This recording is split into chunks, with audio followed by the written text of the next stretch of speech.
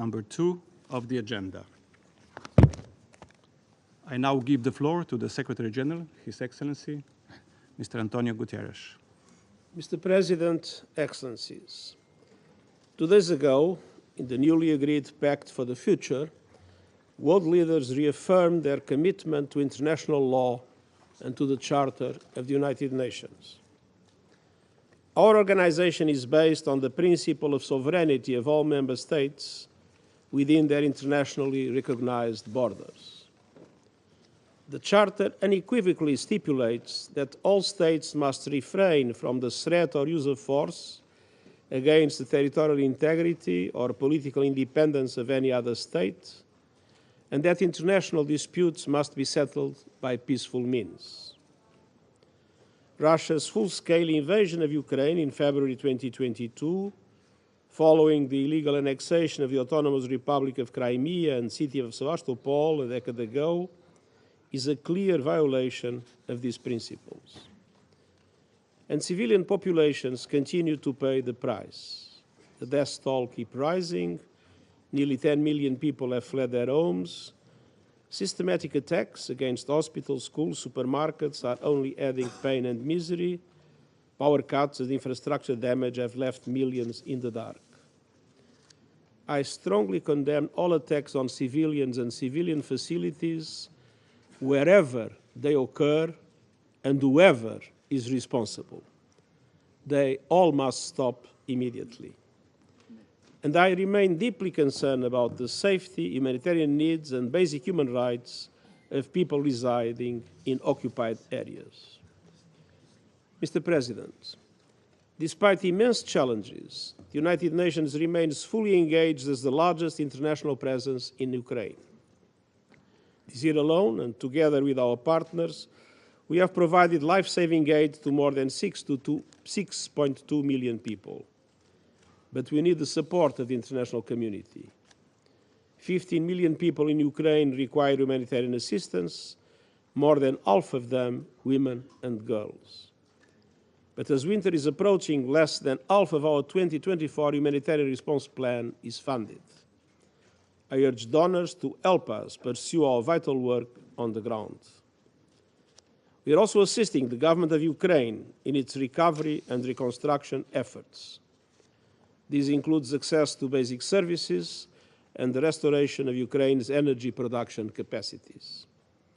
In recent weeks, we have seen a resurgence of inflammatory rhetoric and incidents around nuclear sites, particularly at the Zaporizhzhia nuclear power plant and, alarmingly, at the Kursk nuclear power plant in the Russian Federation.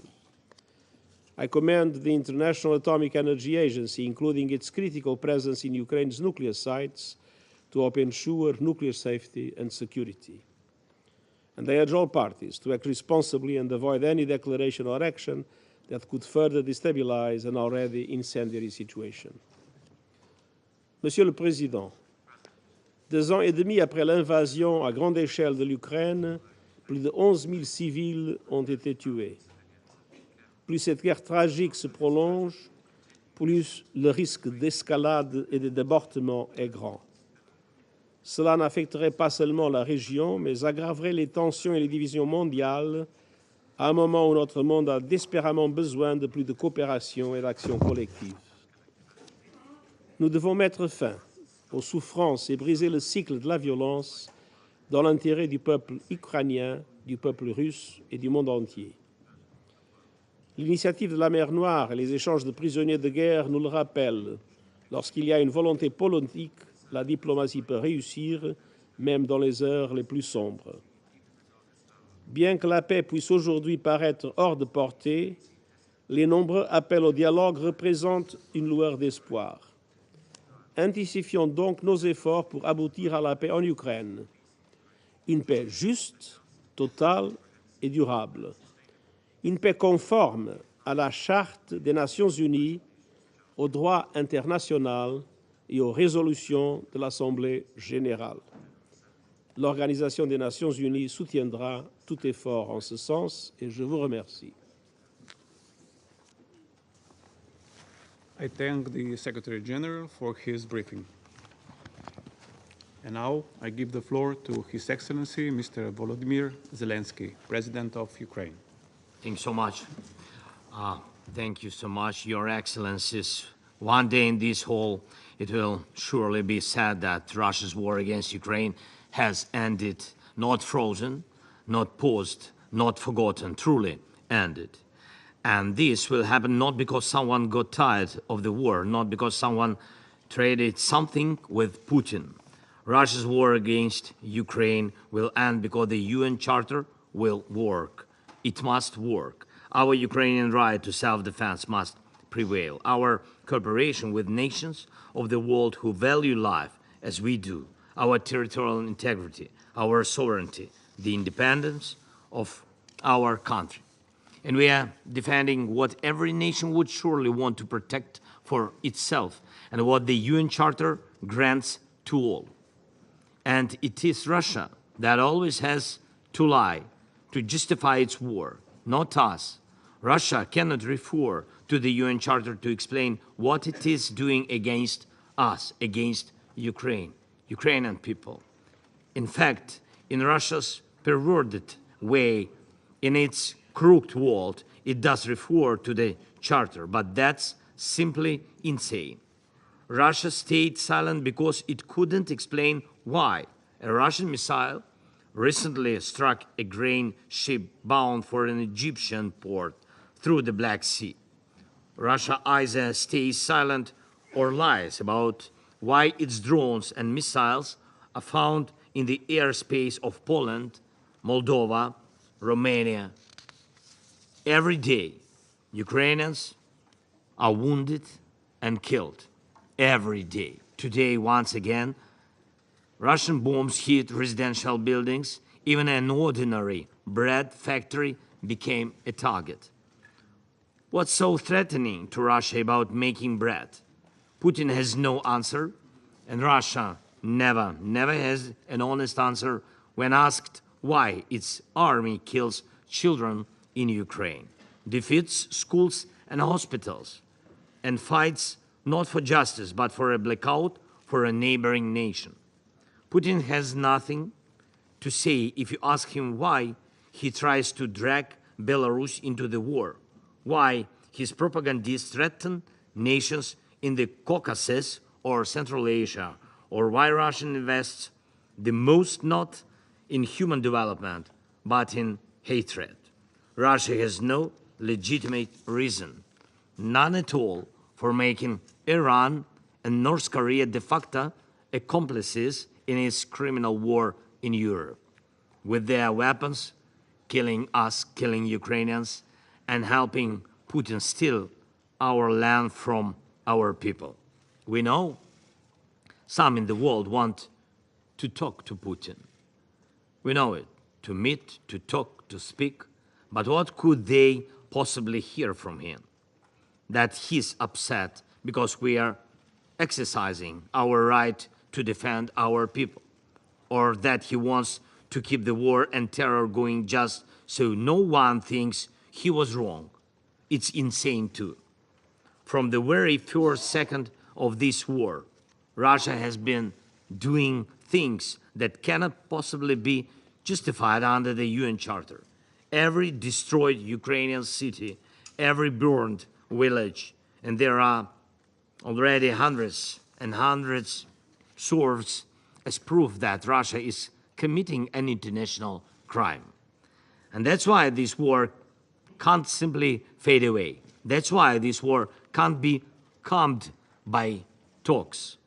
Action is needed. And I'm grateful to all the nations that are truly helping in ways that save the lives of our people. Putin has broken so many international norms and rules that he won't stop on his own. Russia can only be forced into peace.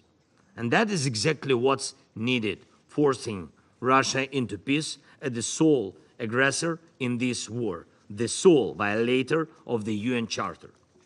Now, as we near the third winter of this war, Russia is once again trying to destroy our energy system, and this fall they are being even more cynical They are preparing to target our nuclear power plants, 3 of them.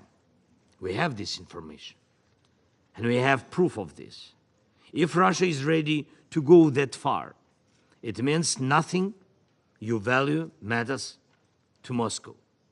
This kind of Russian cynicism will keep striking if it's given any room in the world. The UN Charter leaves no room for that, and that's why the peace formula leaves no room either. In 2022, in the midst of the war, when I proposed the peace formula, I was proposing to uphold the UN Charter, to make effective everything that this institution was created for. Every point of the peace formula is rooted in the principles and purposes and norms of the UN Charter, in the rights it grants nations, and in the resolutions of the General Assembly that have already been supported by the majority of the nations. And we do not have different versions of the UN Charter for different parts of the world. We do not have regional quasi-charters. There is no separate UN Charter for BRICS or for the G7. There is no separate Russian-Iranian UN Charter or no separate Chinese-Brazilian UN Charter. There is one UN Charter which unites everyone, must unite everyone. The path to a just peace is the same. Clear steps that everyone understands equally, and this is reflected in the peace formula. It is the fulfillment of the UN Charter.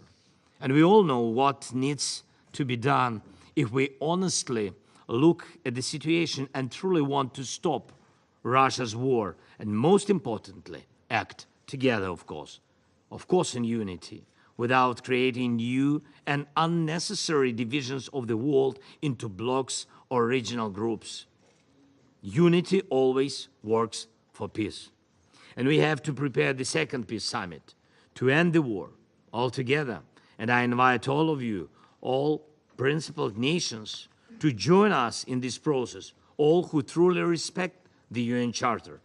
We invite China, we invite Brazil, I have already invited India. We are working with African nations, with all of Latin America, Middle East, Central Asia, Europe, the Pacific region, North America, all. All are equally important for peace, all, without exceptions, just as the UN Charter must work without exceptions. This is the process that will lead us to peace, to a just peace, a real peace, a peace that will last. All of us already know how to achieve it. We have the peace formula, we have the UN Charter, and we have all the strengths needed to make it happen. What's needed is determination. Thank you so much. Slava Ukraini. I thank His Excellency, Mr. Zelensky, for his statement, and I shall now make a statement in my capacity as the Prime Minister of Slovenia. I wish to thank the Secretary General for his insightful thoughts. I welcome the participation of President Zelensky at this meeting, and I also appreciate the participation of other countries at this discussion. Excellencies, the European countries are united in condemnation of this aggression, which violates every possible principle and law, including UN Charter. My colleagues will elaborate more on this.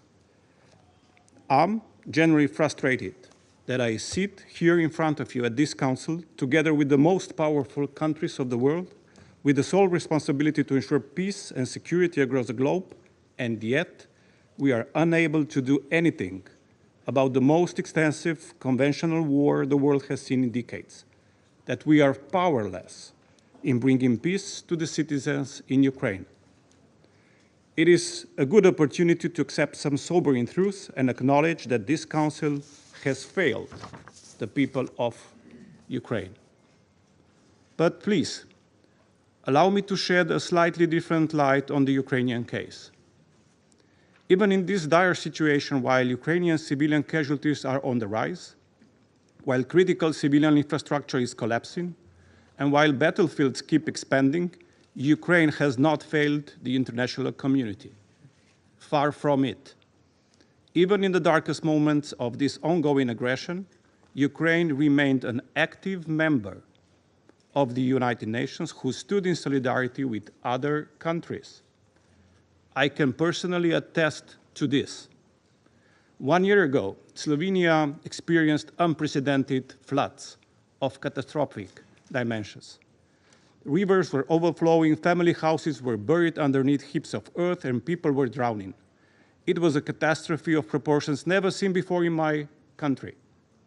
And during all of this, Ukraine displayed a gesture Slovenians will never forget. During the war, while missiles and drones were hitting Kiev and other Ukrainian cities, Ukraine sent a whole convoy of aid and over 50 members of its national emergency team to help deal with the aftermath of the floods in our country. Usually we would all say that we stand with Ukraine, but when it really mattered to us Slovenians, it was Ukraine who stood with Slovenia. While Ukrainian ports and ships are under constant barrage, and while the Ukrainian civilian population is suffering, Ukraine has done its utmost to practice solidarity with the rest of the world. With its Grain from Ukraine initiative, it has ensured the flow of tens of thousands of tons of grain to those who need it most. Even in the midst of existential war, Ukraine stands with the international community and member states when they need it. For Slovenia, the case is clear. With this war, a lot is at stake. If Russia wins this war, then trampling of international humanitarian law and gross violations of the Charter will win as well. If Putin prevails, not only Europe, but the whole of the world will become less safe and less stable. The United Nations were created to prevent bigger countries from imposing their will on their neighbors. We should not allow its members to violate rules and the UN Charter with impunity just because they believe they can. If unchallenged, each of us will pay the price. This is not a world Slovenia wants to be part of. We will do everything in our power to prevent this from becoming a new normal and preserve the integrity of the Charter and international law, not just in Ukraine, but also in Palestine and the rest of the Middle East. Dear colleagues, the process of restoring European security and healing the rifts in the international relationship can begin only when peace in Ukraine is achieved. Until then, we will keep pressing for peace. Only a just peace will give generations of Ukrainians a brighter future, and only a lasting peace will allow them to grow and flourish. Such peace cannot come at the expense of fundamental principles enshrined in the UN Charter, including the respect for territorial integrity. This vision is worth believing in and acting towards it. Slovenia will continue to stand by Ukraine until they achieve this vision of just peace. And I know Ukraine will stand with us if and when we need it. I shall now I resume my function as the President of the Council. And now I give the floor to His Excellency, Mr. Ian Borg, Deputy Prime Minister and Minister for Foreign and European Affairs and Trade of the Republic of Malta. Mr. President, I begin by thanking the Slovenian Presidency for convening today's meeting and the Secretary General for his important briefing and sobering remarks. I also welcome the participation of President Zelensky. Malta remains gravely concerned about the security and humanitarian situation in Ukraine. We are also deeply worried about the negative repercussions that this war is having and will continue to have on the multilateral system. By invading its sovereign neighbor in violation of international law, Russia also launched a direct affront to the UN Charter. The international community cannot and must not look the other way. This war, which has now been going on for 2.5 years, is having devastating consequences on the region and beyond.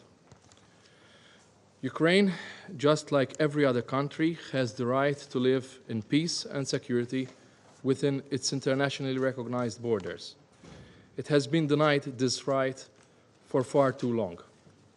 This is why we have joined others in calling for this meeting. Mr. President, over the past 2 months, we have witnessed an intensification of attacks in Ukraine. Missiles and drones have impacted civilians and continue to increase the death toll. They have also targeted critical infrastructure in Ukraine, in particular energy infrastructure. Coordinated attacks on Ukraine's electric power system have damaged or destroyed numerous power generation and distribution facilities. The effects on the civilian population will last for years and will require significant resources. The impact that explosive remnants of war will have on future generations also merit our full attention. In the shorter term, the people of Ukraine will have to contend with an electricity deficit and limited heating during the harsh winter months.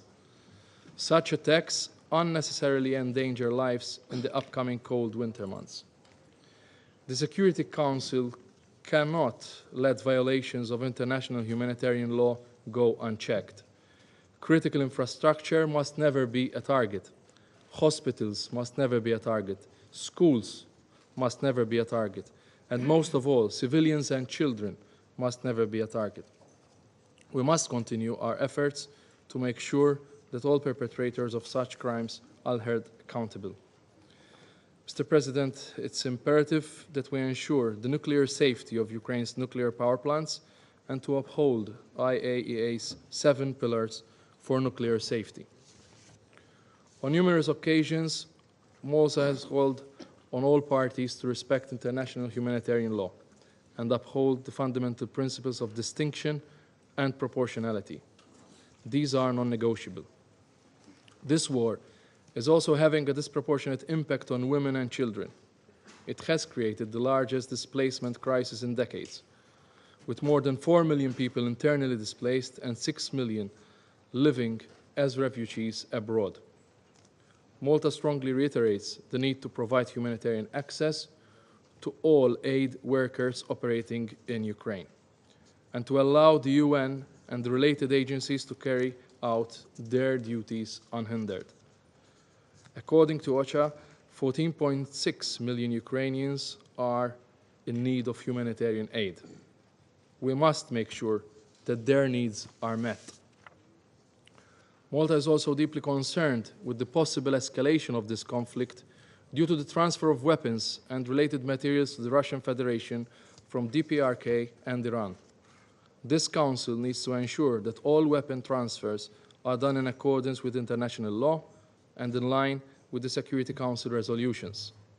Furthermore, there are also disarmament treaties which ban whole categories of weapons that should not be used in the battlefield. Mr. President, at the end of October last year, in Malta, we hosted talks on Ukraine's 10-point plan for peace, with the participation of more than 65 countries and international organizations. Malta remains committed to assisting Ukraine so as to achieve a comprehensive framework that will lead to a just as well as lasting peace for the people in Ukraine. On this occasion, we again call on the Russian Federation to cease all hostilities and withdraw its forces from the entire territory of Ukraine within its internationally recognized borders. The international community requires a lasting solution to this conflict, a peace which respects borders, human rights, and the UN Charter. Until that day comes, Ukraine has the right to defend itself from this aggression in line with Article 51 of the Charter. I thank you. Thank His Excellency Mr. Borg for his statement. And now I give the floor to His Excellency Mr. Wang Yi, member of the Political Bureau of the CPC Central Committee and Minister for Foreign Affairs of the People's Republic of China.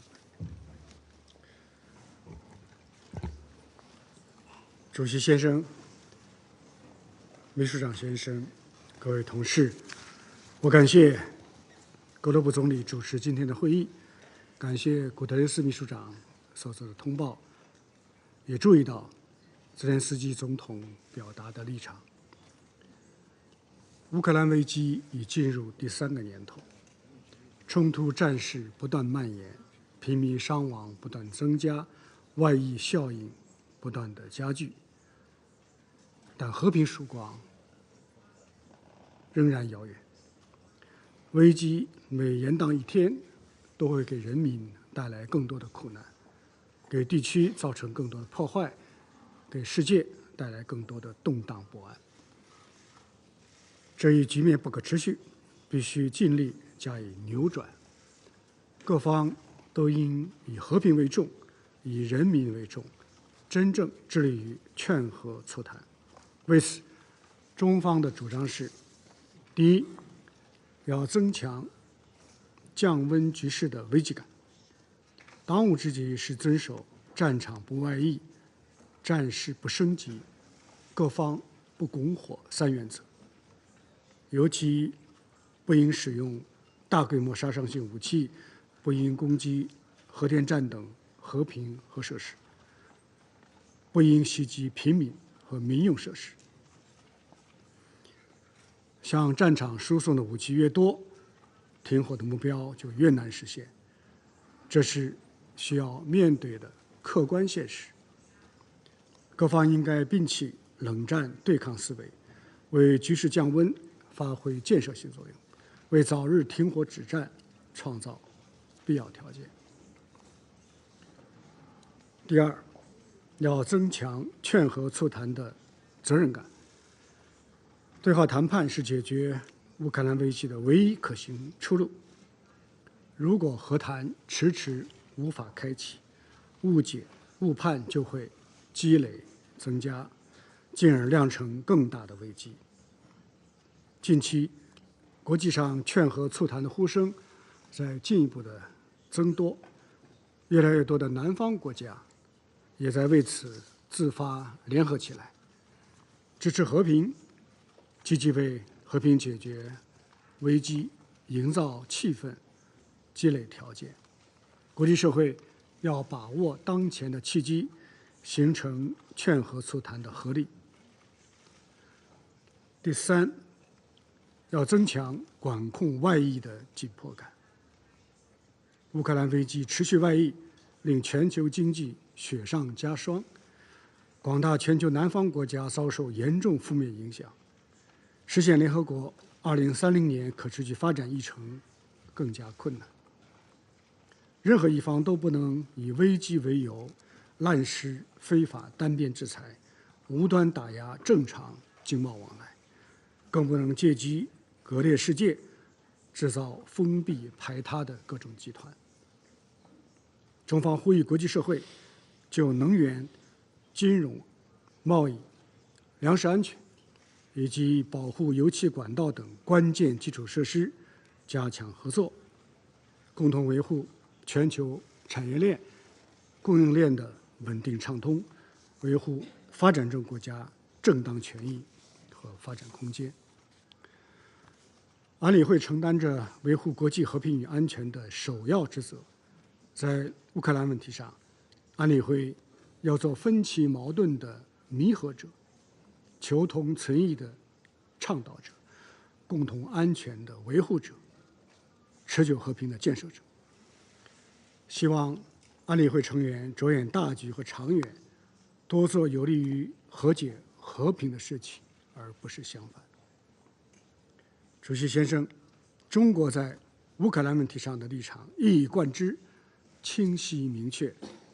中国国家主席习近平郑重指出，各国的主权和领土完整应该得到尊重，联合国宪章宗旨和原则应该得到遵守，各国的合理安全关切应该得到重视，一切有利于和平解决危机的努力应该得到支持。这是中方在乌克兰问题上的权威立场和根本遵循。中国不是乌克兰危机的制造者，也不是当事方。中国始终站在和平一边。我们同包括俄罗斯、乌克兰在内的各方保持着接触，坚持不懈劝和促谈，积极开展穿梭外交。中方的努力得到国际社会的广泛认可和支持。中方还发布了关于政治解决乌克兰危机的中方立场。之后，我们同巴西联合发布了6点共识，为凝聚各方的共识，推动政治解决乌克兰危机，发挥了应有的作用。我还要明确指出的是，任何在乌克兰问题上向中国推卸责任、攻击抹黑的做法，都是不负责任的，也是不会得逞的。主席先生，我们身处的世界变乱交织，人类面临的风险前所未有。推动政治解决乌克兰危机，建设一个更加安全的世界，这是国际社会的共同愿望，也是世界各国的共同责任。中方呼吁国际社会携起手来，践行共同、综合、合作、可持续的安全观，为早日停火止战凝聚更多的国际共识，为推动政治解决发出更多的理性声音，为实现地区长治久安做出更多的共同努力。谢谢大家。Thank His Excellency Mr. Yi for his statement, and now I give the floor to His Excellency Mr. Antony Blinken, Secretary of State of the United States. Well, thank you very much, Mr. President, and welcome, President Zelensky. We meet more than 2.5 years since Russia launched the full-scale invasion of Ukraine, shredding the core principles of the United Nations Charter: sovereignty, territorial integrity, and independence. Every day since, Russia has waged a war of aggression, the textbook example of a threat to international peace and security that this Council was created to prevent and address. The question before us today is not what will Russia do? We already know that. Putin will continue to wage his unjust war. The question before us is how we, members of this Council, can end Putin's war and reinforce the international rules and rights that make all of our nations safer and more secure. There are two immediate and interrelated steps that we must take. First, we must address Russia's growing cooperation with North Korea and Iran. Iran has been providing armed drones to the Kremlin since 2022. It built a drone factory in Russia. Just a few weeks ago, it transferred hundreds of short-range ballistic missiles to Russia. And Tehran has trained Russian military personnel in Iran how to operate these weapons. Meanwhile, the DPRK has delivered trainloads of weapons and ammunition to Russia, including ballistic missiles, launchers, and millions of artillery rounds. Support from Tehran and Pyongyang is helping Putin inflict carnage, suffering, and ruin on innocent Ukrainian men, women, and children, demolish Ukrainian apartment buildings, grain silos, and ports, ravage Ukrainian power plants, heating, and natural gas facilities, just as freezing temperatures are setting in. These actions by Iran, North Korea, and Russia have violated multiple Security Council resolutions, resolutions that Russia voted for and, as a permanent member, has a special responsibility to enforce. This is also not a one-way street. The more Russia relies on their support, the more Iran and North Korea extract in return. And the more Putin gives to Pyongyang and Tehran, the more he exacerbates threats to peace and security, not just in Europe, but in the Indo-Pacific, in the Middle East, all around the globe. As North Korea ramps up its military support for Russia, Putin has reciprocated with military commitments and with money. The two countries recently revived a treaty pledging to provide military assistance if either is invaded. In March, Russia used its veto to end the work of the UN panel of experts on the DPRK, which for 14 years had monitored the regime's nuclear and ballistic missile programs. Russia's banks are helping North Korea evade sanctions, freeing up more funds for its unlawful weapons programs. All this for a regime that has carried out more than 150 ballistic missile tests since 2022 and whose leader routinely threatens to obliterate South Korea and Japan and other countries. Meanwhile, as Tehran provides Putin with drones, ballistic missiles, and training, Russia is sharing technology with Iran on nuclear issues, as well as space information. The two countries have accelerated negotiations on a comprehensive strategic partnership. Last year, Russia announced plans to send Iran advanced fighter aircraft and attack helicopters. This, as Iran continues to arm, to train, and to fund proxies in the Middle East to carry out terrorist attacks across the region and beyond, including Hamas, whose appalling October 7th attacks killed civilians from over a dozen UN member states, and including the Houthis, whose attacks on international shipping have driven up the cost of food, of medicine, other supplies for people around the world, and have added to the suffering of the Yemeni people. North Korea and Iran are not the only ones aiding and abetting Russia. China, another permanent member of this council, is the top provider of machine tools, microelectronics, and other items that Russia is using to rebuild, to restock, to ramp up its war machine and sustain its brutal aggression. Now, some may ask how the United States or any other country helping Ukraine defend itself can criticize countries for providing military support to Russia. There is a profound difference. Russia is the aggressor, Ukraine the victim. Russia fights for conquest, Ukraine fights for survival. If countries stop supporting Russia, Putin's invasion would soon come to an end. If countries stop supporting Ukraine, Ukraine could soon come to an end. This brings me to the second step that members of this council can take. One of the council's primary responsibilities is seeking to peacefully resolve conflicts. As President Zelensky has said, no one wants peace more than Ukraine. The United States also wants to end this conflict. And before Putin launched his full invasion, we used every tool we could to try to prevent it, including right here at the Security Council. But the way the Council seeks to end this conflict matters. The UN Charter is crystal clear on this point. When fulfilling its responsibilities, the Security Council, and I quote, shall act in accordance with the purpose and principles of the United Nations, end quote. In other words, we must seek a peace that upholds rather than undermines the UN's core tenets.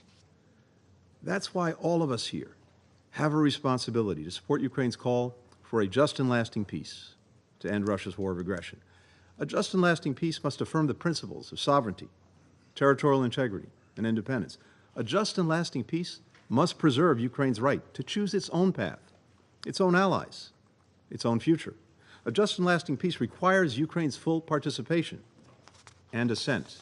A just and lasting peace must support Ukraine's reconstruction and recovery, with Russia paying to fix the damage it's caused. A just and lasting peace must address both accountability and reconciliation. The United States is ready and willing to work with any party dedicated to supporting peace based on these principles. Ukraine has said multiple times that diplomacy is the only way to end this war, and that it's prepared to engage in negotiations. Putin, on the other hand, has no interest in such a peace, recently declaring that Russia would return to the negotiating table only when Ukraine withdraws its troops from Donetsk, Luhansk, Kherson, Zaporizhia. In other words, when Ukraine withdraws from its own territory. Putin continues to claim falsely that Ukraine is not a real state. He continues to deny that the Ukrainian people have their own identity.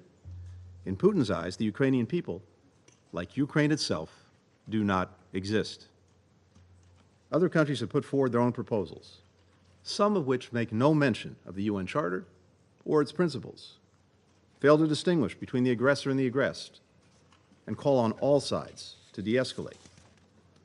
A proposal along these lines would reward Putin's aggression, allow him to rest, rearm, re-invade Ukraine, as he has done time and again. It would also embolden would-be aggressors everywhere around the world. As history teaches us, peace without principle is prologue to more conflict, to more suffering, to more instability. So, to all nations who want this conflict to end and do it in a way that will endure, the quickest way forward is simple. Stop those who are enabling and fueling Putin's aggression and demand a just peace that upholds the principles of the United Nations Charter. I thank you, Mr. President. I thank His Excellency Mr. Blinken for his statement, and I give the floor to His Excellency Mr. Jean-Noël Barrot, Minister for Europe and Foreign Affairs of France.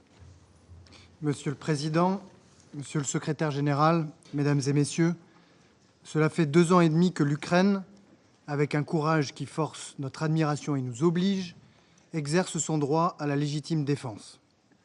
Un droit que lui reconnaît sans ambiguïté notre charte, celui de défendre sa liberté, son territoire, son indépendance, son existence.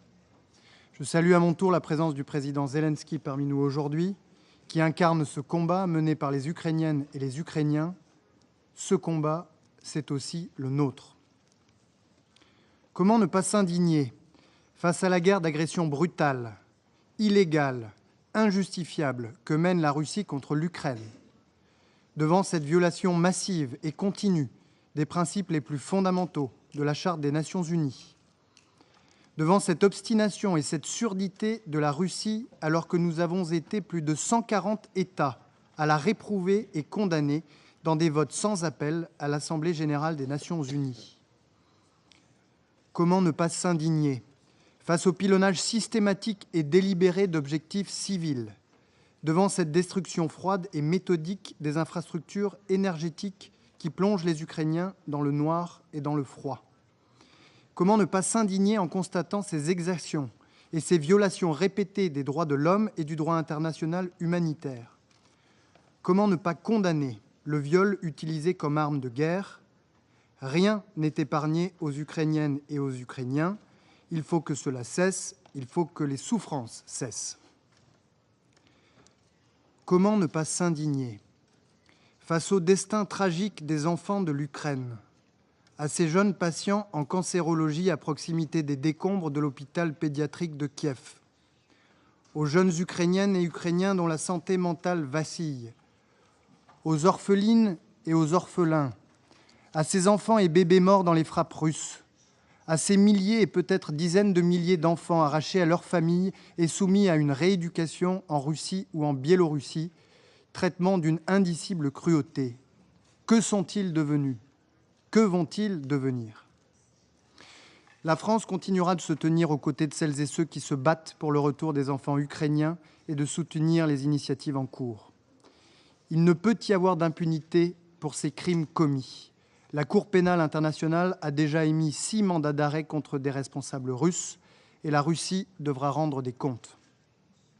Personne ne doit se rendre complice de ces crimes qui choquent l'humanité. Qu'on ne dise pas que soutenir l'Ukraine et soutenir la Russie sont 2 choses équivalentes. La Russie viole toutes les règles et attaque son voisin démocratique et pacifique, quand l'Ukraine exerce un droit à se défendre que le droit comme la morale lui reconnaissent. Personne ne devrait soutenir la Russie. Et la France exhorte donc l'ensemble des États à s'abstenir de fournir à la Russie des armes, des biens à double usage, ainsi que des composants qui viendraient alimenter sa guerre d'agression, au premier rang desquels la Corée du Nord et l'Iran. Nous condamnons avec la plus grande fermeté le transfert par l'Iran de missiles balistiques à la Russie, récemment confirmé. Il constitue une escalade importante et une menace directe pour la sécurité européenne. Notre préoccupation est d'autant plus forte que la Russie continue ses manœuvres agressives et dangereuses sur le continent européen de manière de plus en plus désinhibée. L'intégrité territoriale de plusieurs pays européens a été violée de manière répétée cette année et la Russie poursuit son travail de déstabilisation des démocraties, telles la Moldavie ou l'Arménie, 2 États démocratiques dont le seul tort pour Moscou est d'avoir choisi la liberté. Mais, mesdames et messieurs, la guerre d'agression russe est l'affaire de tous, au-delà du continent européen où elle se déroule. C'est l'affaire du monde entier. C'est une guerre contre la sécurité alimentaire et énergétique. Tant d'États et de populations sont affectés par ces conséquences, et ce n'est pas la Russie aujourd'hui, mais la France et ses partenaires qui permettent l'envoi de céréales ukrainiennes à la population civile de Gaza. La guerre d'agression russe est aussi une guerre contre l'ordre international. Accepter le fait accompli russe, ce serait accepter la consécration de la loi du plus fort. Ce serait laisser la porte ouverte à d'autres modifications de frontières par la force. Ce serait renoncer aux principes fondamentaux de la Charte des Nations Unies, dont la souveraineté et l'intégrité territoriale. Ce serait renoncer à la possibilité même de concevoir une sécurité collective. Il n'y a pas de sécurité collective sans les Nations Unies. Il n'y a pas de Nations Unies sans le respect de la Charte qui lui sert de fondement. C'est notre raison d'être, ici, aux Nations Unies, qui est attaquée. Pour toutes ces raisons, le calcul reposant sur notre lassitude et notre démobilisation est et restera un mauvais calcul. La France continuera à soutenir l'Ukraine sur tous les plans et dans le long terme. Nous activerons tous les instruments européens et garantirons à l'Ukraine un chemin vers l'Union européenne et vers l'OTAN. Un autre chemin que celui de l'agression et celui de la dévastation est possible. Celui d'une paix juste qui devra se faire sur la seule base du droit international dans le respect de son intégrité territoriale. Elle ne peut prendre la forme d'une capitulation de l'agressé, car il y a bien un agresseur et un agressé. La France continuera en ce sens d'apporter son soutien au plan de paix du président Zelensky. L'Ukraine doit être libre de choisir ses alliances et son chemin. Monsieur le Président, si la Russie fait ainsi le choix de cesser d'être une source d'insécurité et d'instabilité, un autre avenir peut se décider. Je vous remercie. I thank His Excellency, Mr. Barrot, for his statement, and now I give the floor to His Excellency, Mr. Cho Tu-yul, Minister for Foreign Affairs of Republic of Korea. Mr. President, I wish to thank you, Dr. Robert Golob, Prime Minister of the Republic of Slovenia, for convening this meeting. I also extend my appreciation to Secretary General Antonio Guterres for his insightful briefing, and I also welcome President Zelensky to this important meeting. 2.5 years have passed since the Russian Federation launched its full-scale invasion of Ukraine, a conflict that continues to this day to challenge the values and norms that underpin our collective global security. The Republic of Korea remains steadfast in supporting the independence, sovereignty, and territorial integrity of Ukraine.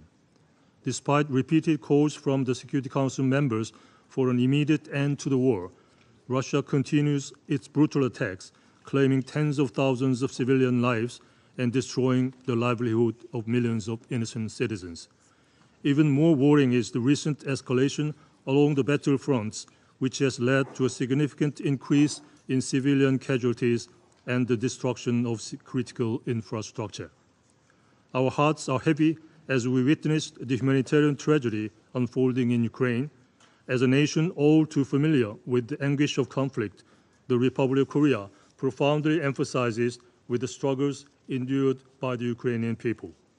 This shared understanding strengthens our resolve to end this war and restore peace in Ukraine. The Ukraine Peace and Solidarity Initiative, launched by President Yoon Suk-yeol on the occasion of his visit to Kiev in July 2023, is a powerful testament to our solidarity with Ukraine.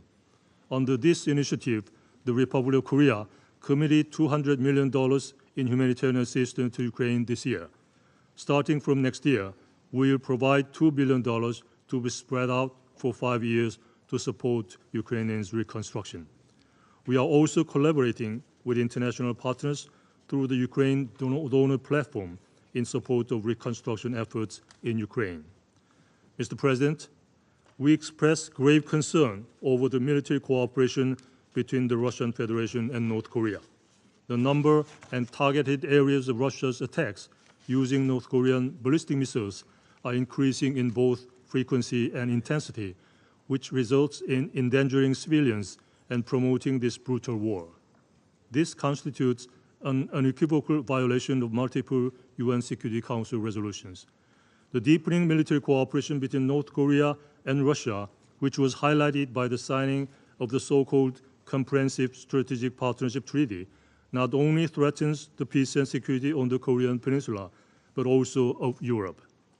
It is deplorable that Russia, a permanent Security Council member and one of the founding states for the non-proliferation regime, violates Security Council resolutions and engage in illegal arms trade with North Korea. Any cooperation that directly or indirectly aids North Korea's military capability is a blatant violation of the relevant United Nations Security Council resolutions and undermines non-proliferation regime. We strongly urge North Korea to comply with the relevant Security Council resolutions and to respond to our proposals to engage in dialogue. Mr. President, the ongoing conflict in Ukraine has aggravated geopolitical tensions worldwide, presenting us with challenges of unprecedented scale. In order to fulfill its fundamental duty of maintaining international peace and security, the Security Council must devise effective strategies to navigate the complexities and overcome its inherent constraints. As a non-permanent member of the Security Council, the Republic of Korea reaffirms its unwavering support for and active participation in the Council's work to this end with a renewed sense of urgency. Thank you very much. I thank His Excellency, Mr. Cho, for his statement, and I will now give the floor to His Excellency, Mr. Ignacio Cassis, Federal Councillor and Head of the Federal Department of Foreign Affairs of Switzerland. Merci, Monsieur le Président, Monsieur le Secrétaire Général, chers collègues, Mesdames et Messieurs. Il est crucial que ce Conseil continue de réfléchir aux moyens de rétablir la paix et de mettre fin à la guerre russe contre l'Ukraine, et ceci en présence de l'Ukraine. Je salue également la présence du président Zelensky. Je crois fermement à l'importance du respect de la Charte des Nations Unies, du droit international humanitaire, ainsi qu'en l'application des conventions de Genève dont nous célébrons les 75 ans cette année. Et pourtant, malgré tous les outils établis après la Deuxième Guerre mondiale, nous n'avons pas réussi à faire taire les armes. Nous n'avons pas pu empêcher qu'un nombre incalculable de civils en subissent les conséquences. Mesdames et Messieurs, jusqu'à présent, ce Conseil n'a pas assumé sa responsabilité.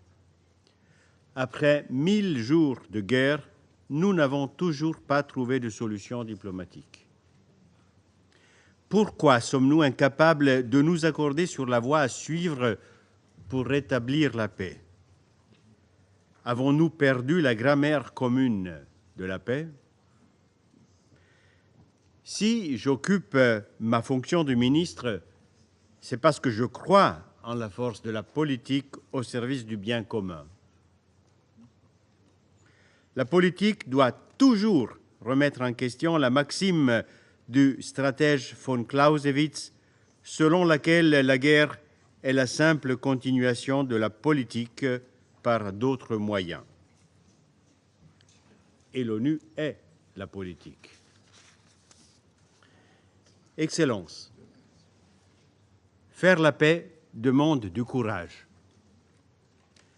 En organisant le premier sommet pour la paix en Ukraine en juin dernier, la Suisse a eu l'audace de placer la paix à l'agenda international, et ceci en pleine guerre.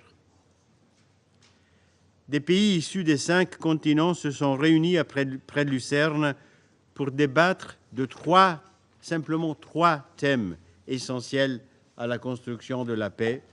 1. La sécurité nucléaire. 2. La sécurité alimentaire. Et 3. La dimension humanitaire du conflit. Le communiqué conjoint du Bürgenstock signé par une majorité de participants représentant le monde entier a permis d'atténuer certains blocages révélés par la guerre en Ukraine et de restaurer un début de confiance entre nous. Ce premier pas vers la paix ne doit pas rester sans suite.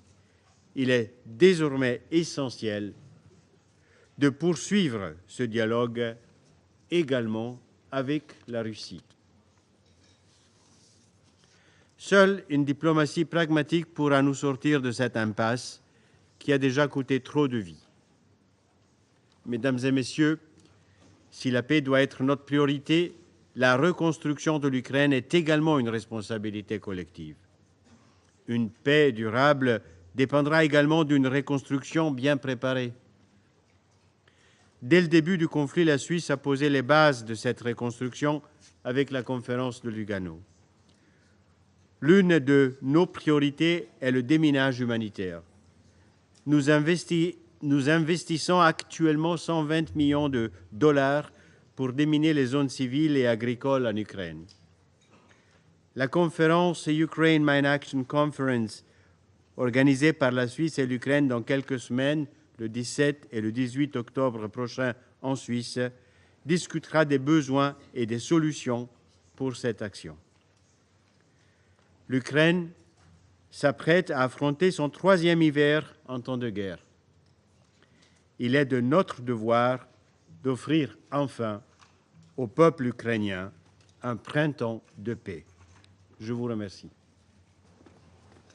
I thank His Excellency Mr. Cassis for his statement, and I now give the floor to His Excellency Mr. Hugh Hilton Todd, Minister for Foreign Affairs and International Cooperation of Guyana. Thank you, Mr. President. Please accept my commendations for Slovenia's efficient handling of the Council's business this month. I also thank Secretary General Antonio Guterres for his sobering briefing on the ongoing war in Ukraine. And I also welcome President Zelensky to this meeting. Mr. President, next month will mark 79 years since the entry into force of the United Nations Charter. A charter that binds, and I quote, "we the peoples of the United Nations," end of quote, to the collective pursuit of peace, the promotion of human rights, and the advancement of social and economic progress. In choosing to join the United Nations and accepting the obligations of its charter, we each agreed to be bound by all of its provisions, including the prohibition on the use of force, enshrined in Article 2.4. This prohibition is one of the Charter's most explicit provisions and the foremost fundamental principle of international law. It demands that every member state of this organization refrain in its international relations from the threat or use of force against the territorial integrity or political independence of another state. 79 years later, we find ourselves confronted with conflicts and crises that challenge the most basic tenets of the Charter and the realization of our collective desire for peace. Most notable is the ongoing conflict in Ukraine, which has already claimed the lives of over 11,000 civilians. Guyana deplores the threat or use of force against the territorial integrity or political independence of any state and joins the international community in calling for full respect for Ukraine's sovereignty and territorial integrity. We reiterate that the principles of the respect for sovereignty, territorial integrity, the prohibition on the use of threat or use of force, and the peaceful resolution of all disputes must be adhered to by all member states of the United Nations. The war in Ukraine continues to cause widespread suffering and destruction and is characterized by an almost wanton disregard for international law, including international humanitarian law. It has also had a detrimental impact on nuclear safety, energy security, the environment, and global food security. In both Ukraine and Russia, civilians continue to bear the brunt of the conflict, with many having paid the ultimate price. The resulting humanitarian situation has reached crisis level, with 40% of Ukraine's population now in desperate need for humanitarian assistance and over 10 million displaced. Any further escalation of the conflict will no doubt have even more dire consequences for both countries, the wider region, and the world. Guyana reiterates its call for the parties to the conflict to comply fully with their obligations under international law, including international humanitarian law and international human rights law. We also call on the Russian Federation to allow full, unhindered humanitarian access to the people in need in the temporarily occupied territories. Mr. President, in seeking a path to lasting peace, Guyana would like to underscore the following 3 points. First, we wish to emphasize that this conflict cannot be solved through military means. Only a serious political and diplomatic process can pave the path to peace. Guyana commends the efforts of those who have committed to finding pathways to peacefully ending the war and stresses the need for this to be a collective endeavor. We therefore encourage further intensification of diplomatic dialogue with the conflict parties toward the de-escalation of hostilities and in the pursuit of sustainable peace. Second, respect for the provisions of the UN Charter and international law must be upheld. The acquisition of territory by force must not be condoned in any way, either individually or collectively. Every state must be able to pursue its national development without an unnecessary and expensive burden of having to arm itself in defense and its sovereignty and territorial integrity. My third and final point is that for the bells of peace to ring, the drums of war must be silenced. In this respect, Guyana reiterates its call for the Russian Federation to immediately withdraw its military forces from the internationally recognized territory of Ukraine and end its invasion of Ukraine. This can be the first step towards finding a lasting and a sustainable peace. President, Excellencies, as we prepare to mark the 79th anniversary of the entry into force of the United Nations Charter on the 24th of October, let us use the opportunity to reaffirm our commitment to its purposes, principles, and to international law. Let us also reaffirm the primacy of international cooperation and diplomacy in preventing conflicts and settling disputes. We, the peoples, deserve no less. I thank you. I thank His Excellency, Mr. Todt, for his statement. And now I give the floor to His Excellency, Mr. Ahmed Attaf, Minister of Foreign Affairs and National Community abroad of Algeria. أشكركم السيد الرئيس وأهنئكم على تولي بلدكم الصديق رئاسة مجلس الأمن وعلى إدارتكم الحكيمة والمحكمة لأشغالنا. نلتئم اليوم والحرب المستعرة في أوكرانيا تشارف عامها الثالث دون أن تلوح في الأفق معالم الحل المنشود ودون أن يسجل أدنى تقدم ملموس على درب تهدئة الأوضاع والتخفيف من وطأتها واحتواء انعكاساتها وتداعياتها.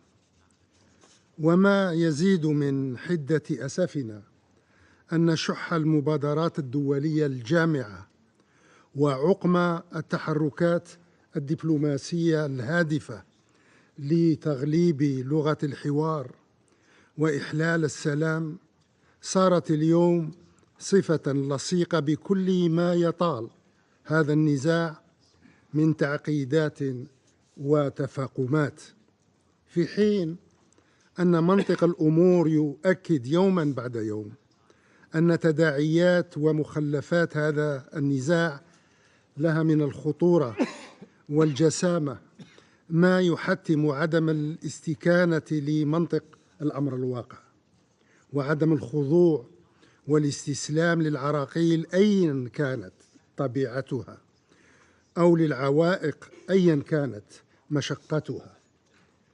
إننا نعتقد تمام الاعتقاد أن الموضوع المطروح أمامنا اليوم لا يصح البتة وصفه بالصراع محدود النطاق أو المفعول أو الانعكاس، فهذه الحرب قد كبدت الطرفين الروسي والأوكراني خسائر فادحة في الأرواح والممتلكات والمقدرات، وفتحت الأبواب واسعة أمام مأساة إنسانية مكتملة الأركان.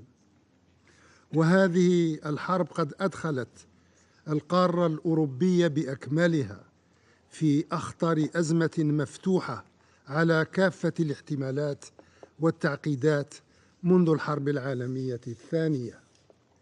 وهذه الحرب قد طالت بأصدائها وتداعياتها السياسية والاقتصادية والأمنية جميع بقاع المعمورة التي تأثرت ولا تزال تتأثر بها، في ظل ما خلفته من أخطر أزمة في منظومة الأمن الجماعي، وفي ظل ما صار يلازمها من استقطابات وتجاذبات في العلاقات الدولية. إن هذه الاعتبارات قد شكلت في مجملها بواعث المبادرة التي تقدم بها رئيس الجمهورية السيد عبد المجيد تبون للوساطة بين طرفي النزاع روسيا وأوكرانيا. ومبلغ مقصدنا في ذلك كان ولا يزال البناء على ما يجمع الجزائر بهذين البلدين الصديقين من علاقات متميزة ومتجذرة في أرضية صلبة من الثقة والتفاهم والتعاون، وتوظيف هذه العلاقات في سبيل تقريب وجهات النظر والعمل على تجاوز الصراع بالطرق السلمية. ولذات المقصد انخرطت بلادي بشكل جدي في المساعي الحميدة التي باشرت بها مجموعة الاتصال العربية غداة نشوب الصراع. فقناعتنا تبقى راسخة من أننا أمام حرب لا رابح فيها والكل فيها خاسر، ما دام هناك أرواح تزهق وشعوب تهجر وبنى تحتية تدمر واقتصادات تقوض وأمن إقليمي ودولي يتعرض للتهديد المباشر والمضر للجميع على أكثر من صعيد. وبذات القدر نظل مقتنعين تمام الاقتناع من أن إنهاء هذا الحرب وإطفاء فتيلها لا يزال في مقدور واستطاعة المجموعة الدولية، إذا ما تم توفير الشروط اللازمة والمناخ المناسب لنجاح أي مبادرة دبلوماسية تسعى لتحقيق تسوية تنال قبول طرفي النزاع والتزامهما بتجسيدها. ومن هذا المنظور فإن الجزائر تدعو إلى تكثيف الجهود ومضاعفتها من أجل إطلاق مسار تفاوضي شامل وبناء، مسار يهدف لتحقيق حل سياسي وسلمي للصراع، لأن الحل لا يمكن أن يكون إلا سياسيا وسلميا، ومسار ينأى بطرفي النزاع عن منطق الغالب والمغلوب، لأنه لا غالب ولا مغلوب في حرب بين بلدين جارين لهما تاريخ مشترك طويل من تشابك المصالح والروابط، ومسار يرتكز على المبادئ المكرسة في ميثاق الأمم المتحدة وعلى شرعية القانون الدولي، لأن هذه المبادئ وهذه الشرعية هي الحكم الفصل بين الدول الأعضاء في منظمتنا الأممية. وأخيراً وليس آخراً، مسار يضع نصب أولوياته معالجة الأسباب الجذرية للصراع برمته وإحاطة الشواغل الأمنية للطرفين بالعناية اللازمة، لأن هذا النهج يظل وحده الكفيل بتوفير مقومات استدامة وثبات الحل المنشود والمطلوب والمتطلع إليه عاجلاً من طرف كل من يضع أمن هذا البلدين الصديقين واستتباب الاستقرار فيهما فوق أي اعتبار آخر. وهذا هو الحال بالنسبة لبلدي. وشكراً السيد الرئيس. I thank His Excellency Mr. Attaf for his statement, and I give the floor to His Excellency Mr. Musa Timothy Kaba, Minister for Foreign Affairs and International Cooperation of Sierra Leone. Mr. President, thank you for convening this meeting to discuss the security situation in Ukraine at the request of 6 Council members. I thank the Secretary General, Mr. Antonio Guterres, for his comprehensive and sovereign briefing. I also join to welcome the participation of President Zelensky to today's meeting. As the war in Ukraine enters its 941st day, Sierra Leone remains deeply concerned about the continuous aerial attacks on heavily populated areas in cities and towns, causing untold suffering to civilians who find themselves trapped in this conflict.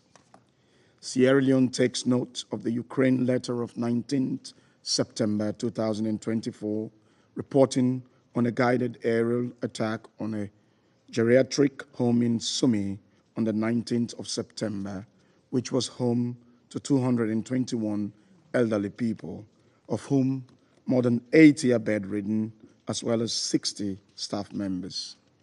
The attack reportedly killed 1 elderly person and injured at least 13 others. The facility suffered significant structural damage, and 147 people had to be evacuated. The Russian Federation has similarly reported that there has been shelling on populated areas over the weekend in the Belgorod neighborhood in Russia and Russian-occupied areas in Ukraine, resulting in at least 1 civilian death and at least 14 injuries. We also take note of the Russian Federation's letter dated 20th September 2024, together with its enclosure detailing attacks on Russian civilians and civilian facilities. Mr. President, the humanitarian impact of the Ukraine conflict has been devastating, resulting in higher numbers of civilian deaths, injuries, and displacement. There has been reports of massive infrastructural damage to homes, schools, hospitals, and health facilities, businesses, and other civilian infrastructure from aerial strikes in Ukraine over the course of this year. Tragically, several first responders to these attacks also lost their lives and suffered injuries from repeated attacks on the same site. These attacks have also damaged critical water and electricity infrastructure, causing widespread disruptions in services in several areas.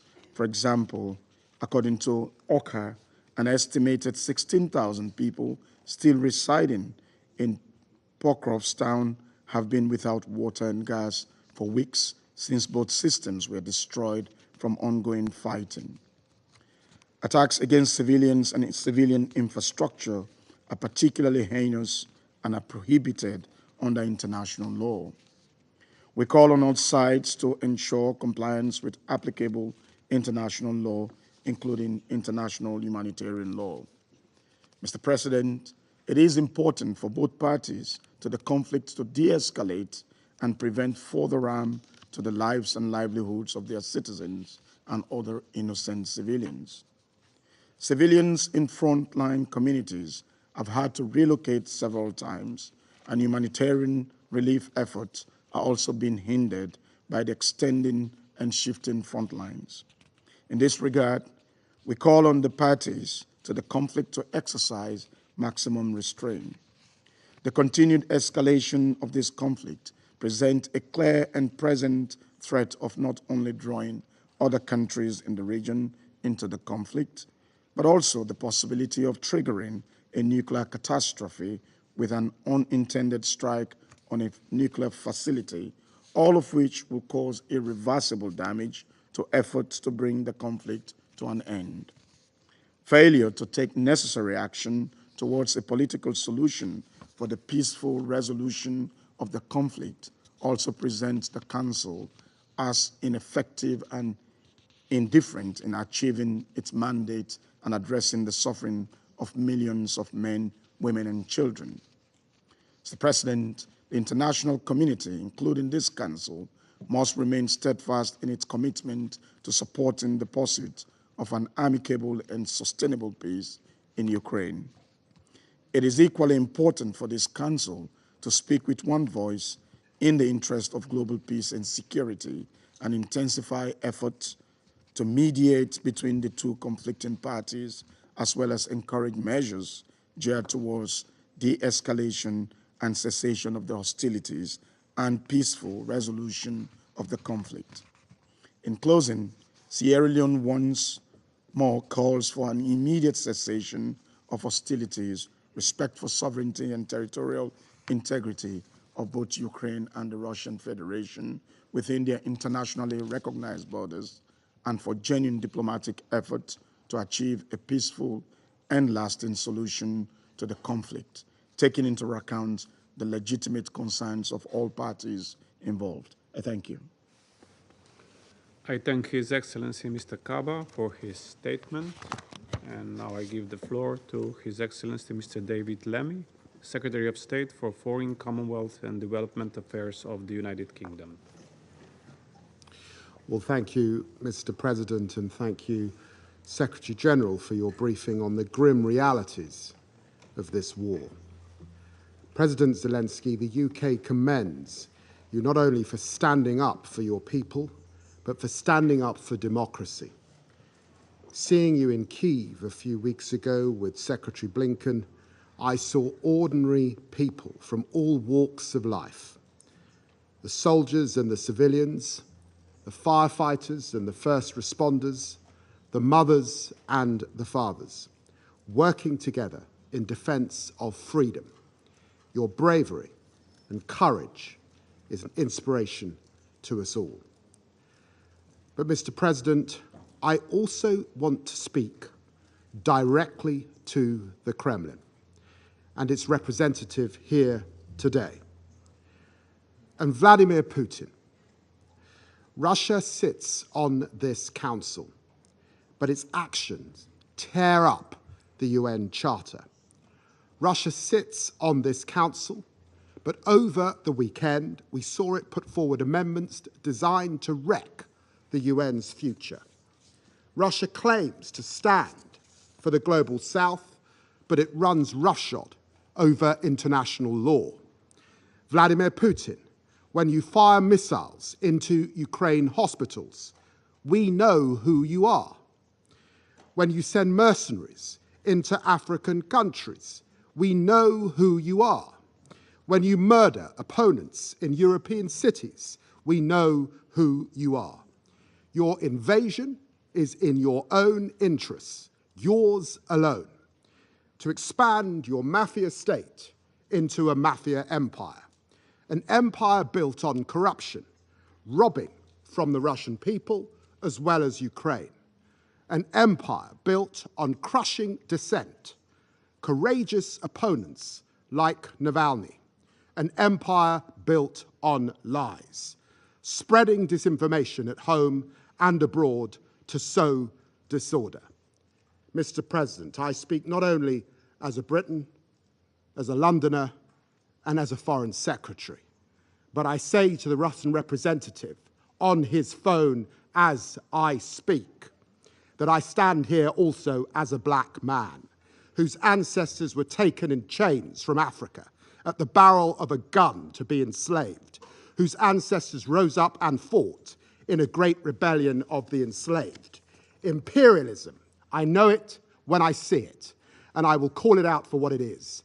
In this week, when I'm here talking to other partners around the world about our shared futures and the future of the UN, Russia is trying to return us to a world of the past, a world of imperialism, a world of redrawing borders by force, a world without the UN Charter. We cannot allow this to happen. Ukraine's fight matters to all of us. The UK will remain Ukraine's staunchest supporter because, Mr. President, these are the stakes.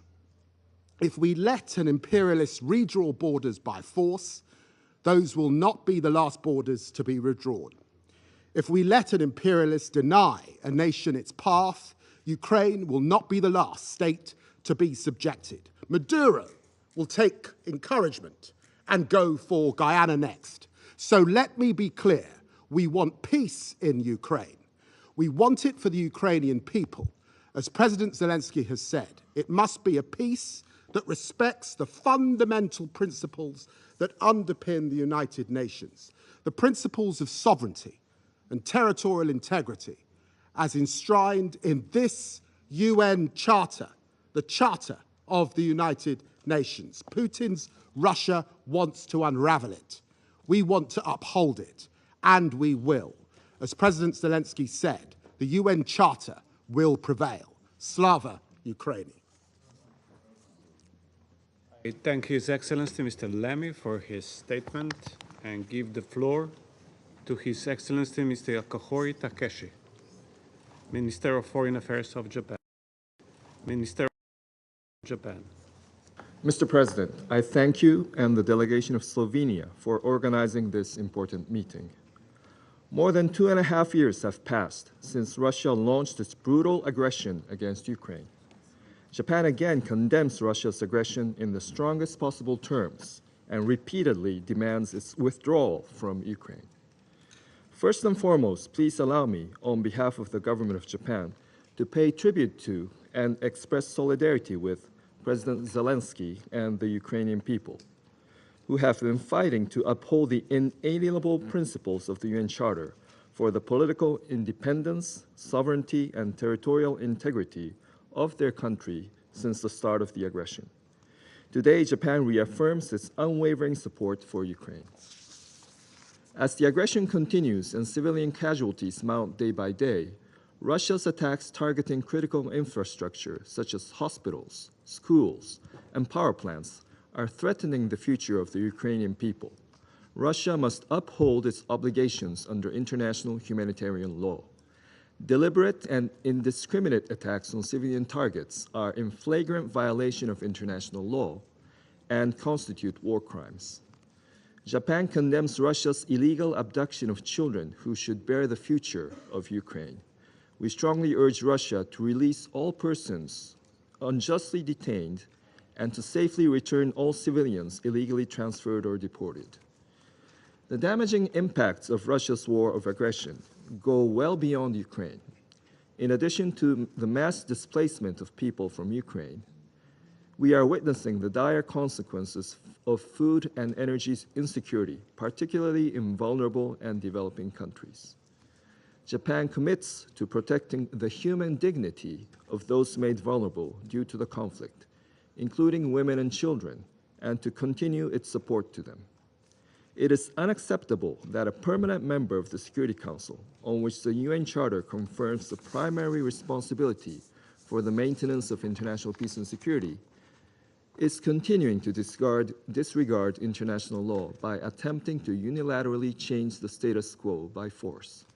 In fact, Russia has violated Security Council resolutions it had voted in favor of by procuring ballistic missiles from North Korea and using them against Ukraine. In addition, we are deeply concerned about Iran's transfer of ballistic missiles to Russia. All UN member states must refrain from aiding Russia's aggression directly or indirectly. Furthermore, Japan condemns Russia's seizure and continued control and militarization of the Zaporizhia nuclear power plant. As the only country to have ever suffered atomic bombings during the war, Japan does not accept Russia's nuclear threats, let alone its use of nuclear weapons. In order to protect the international order based on the rule of law, it is essential to achieve a comprehensive, just, and lasting peace in Ukraine based on the principles of the UN Charter. The overwhelming majority of the international community shares this view. The only country worthy of blame for the present situation of Ukraine is Russia. UN member states, including the members of the Security Council, should make it clear that it was Russia that started this unjustified war of aggression.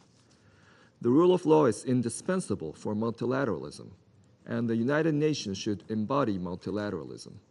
For this cause, all nations must fulfill their responsibilities to strengthen the governance of the United Nations. In order to reflect the realities of the 21st century and effectively maintain international peace and security, strengthening the functions of the United Nations, including through Security Council reform, is necessary. Japan is determined to continue exercising leadership to this end. In conclusion, Mr. President, as a country determined to seriously contribute to the maintenance of international peace and security, Japan once again strongly calls on Russia to immediately, completely, and unconditionally withdraw from Ukraine. Japan will stand with Ukraine so that peace and justice prevail. I thank you. I thank His Excellency Mr. Akahori for his statement. And now I give the floor to His Excellency Mr. Manuel Gonçalves, Deputy Minister for Foreign Affairs and Cooperation of Mozambique. Mr. President, I wish to thank Slovenia Presidency for convening this high-level briefing on the security situation in Ukraine. We wish also to thank the Secretary General for his statement and for convening the urgency of the situation in Ukraine. As the conflict in Ukraine approaches its 3rd year, we observe with deep concern that armed hostilities continue to prevail over calls for peace, and the situation remains dire with significant humanitarian impacts. The international community remains apprehensive about the potential for wider conflict in Europe. There is a growing sense of unease regarding the escalation of tension. It is imperative to acknowledge that the world faces a critical juncture where we risk failing in our commitment, I quote, to save succeeding generations for the scars of war, end of quote. The potential consequence of such failure could surpass the devastation witnessed in previous global conflicts. Mr. President, we convene today in wake of a landmark adoption of the Pact of the Future. However, we must recognize that if immediate action is not taken to solve the conflicts, the future will seek to secure for subsequent generations may be imperiled not only for Ukraine, but globally. This conflict between the two nations with an intertwined history and kinship has placed considerably a strain on our global architecture for peace and security, as well as on our shared principle of humanity. Against this backdrop, as we stand at the crossroad of history, confronted with the superb reality of war and the threat of global conflict, it's crucial to reaffirm the fundamental values that bind us. We strongly advocate for primacy for resolved dialogue to reasoned dialogue of the use of force. Our collective strength and hope for peace lie in our unwavering commitment to diplomacy, the principle of ensuring in UN Charter, international law, and mechanisms for peaceful resolution of disputes. Mr. President, drawing from our national historical experience, we affirm that the use of force invariably leads to destruction.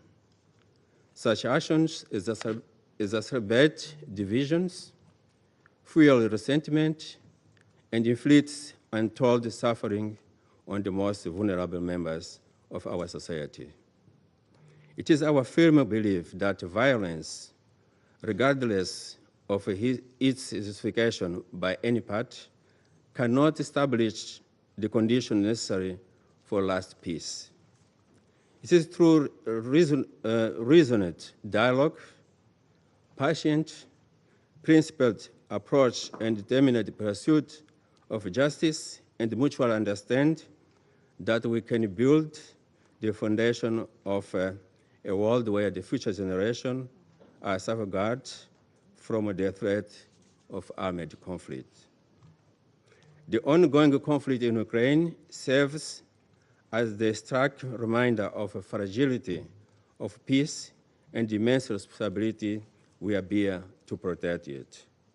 We are confronted daily with alarming risk of escalation, including unimaginable aspect of nuclear confrontation. We must therefore categorically reject the temptation of counter force with force. Instead, we must rely behind the very principles that have guided us for over 7 decades. Respect of sovereignty, territorial integrity, and peaceful resolution of disputes. Let us reaffirm the solemn commitment made by founders of these institutions to succeed generation from scratch for the war. This is not an abstraction. It is our collective responsibility and mission. It calls upon each member state to transcend immediate political consideration, to act with reason and restraint, and to recognize that our shared humanity surpassed any reflecting potential gain. Together, we must redouble our effort to facilitate peace, foster dialogue, and support every initiative that seeks to end hostility and restore hope. Mr. President, tomorrow this chamber will convene for an open debate on maintenance of international peace and security, focused on the theme, leadership for peace. We must remain vigilant against the perils of hubris in leadership and heed the call we collectively endorsed in the Pact for the Future, to guarantee a better future for current and future generations. Let us, guided by noble tasks for ensuring that the legacy we leave behind is one of peace, stability, and dignity for all. Thank you, Mr. President. I thank His Excellency Mr. Gonçalves for his statement and give the floor to His Excellency Mr. Jaime Barberis, Vice Minister for Foreign Affairs of Ecuador. Señor Presidente, comienzo por agradecer al Secretario General Antonio Guterres por sus incansables esfuerzos por la paz y reconocer la presencia de altas autoridades en esta Cámara, a quienes mi delegación ha escuchado y continuará escuchando con respeto. Comparezco ante este Consejo con un profundo sentido de responsabilidad y conciencia sobre el estado de la fragilidad en que se encuentra la paz y la seguridad a nivel mundial. La guerra en Ucrania, cuyo impacto sigue causando sufrimiento humano y una creciente inestabilidad global, supone otro interrogante a la credibilidad de este Consejo para cumplir con su responsabilidad primordial de mantener la paz y seguridad internacionales. La Carta de las Naciones Unidas continúa siendo el faro que debe guiarnos hacia la consecución de una paz global duradera. Sus propósitos y principios nos recuerdan la necesidad de evitar los errores y horrores del pasado, por lo que es nuestra responsabilidad colectiva defenderla. Reafirmo el compromiso inquebrantable de mi país con los principios fundamentales del derecho internacional. El respeto a la soberanía, la integridad territorial y la independencia política de los estados no es negociable. El párrafo 4 del artículo 2 de la Carta es meridianamente claro y no hay disposición alguna que admita o legitime el uso o amenaza del uso de la fuerza como un medio para resolver disputas entre las naciones. Es por ello que desde el inicio del conflicto en febrero de 2022, mi país ha mantenido una posición firme y coherente apegada al derecho internacional y a la Carta. Hemos condenado la invasión a Ucrania y apoyado de manera consistente las resoluciones adoptadas por la Asamblea General de las Naciones Unidas, así como las medidas provisionales ordenadas a la Federación de Rusia por la Corte Internacional de Justicia en marzo de 2022. Señor presidente, las comunidades afectadas por el conflicto enfrentan una crisis humanitaria sin precedentes. Los ataques contra civiles e infraestructura civil continúan devastando vidas y destruyendo medios de subsistencia, incluso más allá de las fronteras de Ucrania. El Ecuador ha llamado a las partes a proteger a los civiles, a alejar a los combates de las zonas pobladas, a resguardar las infraestructuras civiles y acatar los principios de distinción, proporcionalidad y precaución, como lo dicta el derecho internacional humanitario. Además, mi país ha llamado a la aplicación de la resolución 2730 y aquellas relativas a la protección del personal humanitario y al personal de las Naciones Unidas. La facilitación del acceso sin trabas de la ayuda humanitaria a todas las zonas y afectadas es imperativa. Señor presidente, el impacto de este conflicto no se limita a las fronteras de Rusia y Ucrania. Las consecuencias económicas, energéticas y alimentarias de la guerra afectan a los países en desarrollo, comprometiendo los esfuerzos globales para alcanzar los objetivos de desarrollo sostenible. Es igualmente necesario advertir el riesgo de que esta guerra desemboque en un conflicto más amplio. La intensificación de las hostilidades amenaza con llevarnos hacia un escenario de confrontación con consecuencias inconmensurables. Ante ello, el llamado del Secretario General de las Naciones Unidas a fin de que las hostilidades y los esfuerzos de actores internacionales que buscan poner fin a este conflicto deben respaldarse. Reitero la disposición del Ecuador de apoyar toda iniciativa encaminada a restaurar la paz y la seguridad en Ucrania y en la región. El diálogo y la diplomacia no pueden ser consideradas líneas rojas.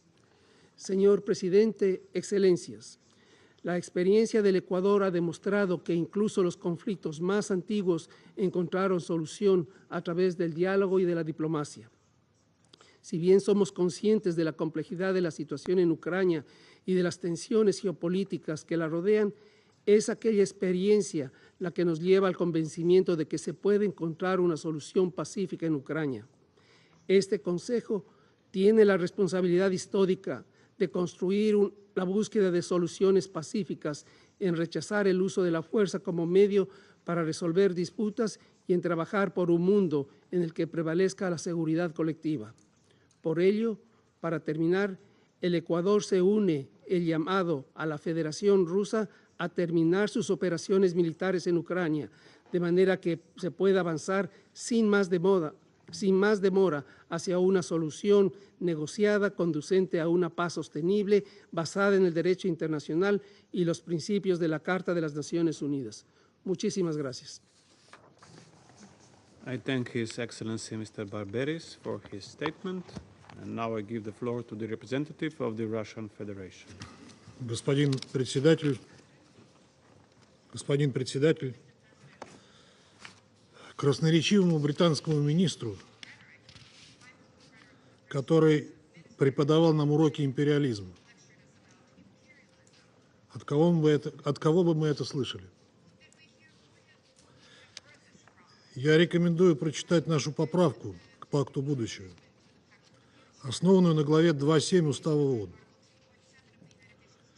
Пусть он для начала с ней ознакомится, а потом расскажет, что его там не устраивает. Может быть, ссылка на Устав ООН? Он, правда, уже ретировался, но я надеюсь, ему передадут наши пожелания. Господин председатель, сегодня на наших глазах происходит абсолютно ужасная, бесчеловечная военная кампания. Генеральный секретарь ООН в начале октября описал ее так, цитирую: «За весь свой мандат в качестве генерального секретаря я никогда не сталкивался с таким уровнем страданий, количеством жертв и разрушений, которые произошли за последние месяцы». Конец цитаты. Этот конфликт уже унес жизни почти 42 тысяч человек, включая 300 с лишним гуманитарных работников. Территория, на которой проживают 2 миллиона человек, превращена в руины и стала непригодной для жизни на долгие годы, а возможно и десятилетия. Антонио Гутерреш ранее называл эту зону детским кладбищем. Столько там погибло женщин и детей. И несмотря на это, Совет Безопасности ООН вот уже почти год не может добиться там прекращения огня, о котором просят все без исключения гуманитарные работники. Из-за позиции одного постоянного члена Совета Безопасности, который ради этого применял право вето 5 раз. Думаю, всем понятно, что мы говорим не об Украине, а о кризисе в Газе.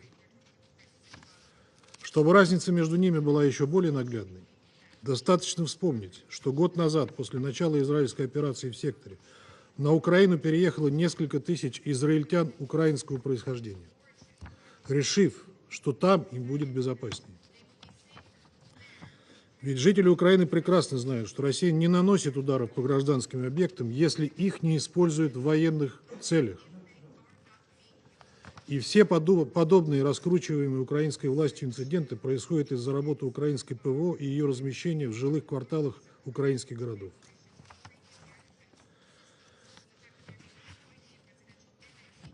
В этих обстоятельствах очевидно, почему весь мир ждал, что Совет Безопасности соберет высокопоставленных гостей Нью-Йорка для обсуждения именно ситуации в Газе. Тем более, что вызванные ею тектонические толчки грозят втянуть весь ближневосточный регион от Ливана до Ирана и Йемена в крупный и ожесточенный региональный конфликт. Только за последние 2 дня от израильских ударов погибло почти 600 ливанцев. Но западные члены Совета заранее забронировали этот зал именно для пиар-бенефиса просроченного украинского президента.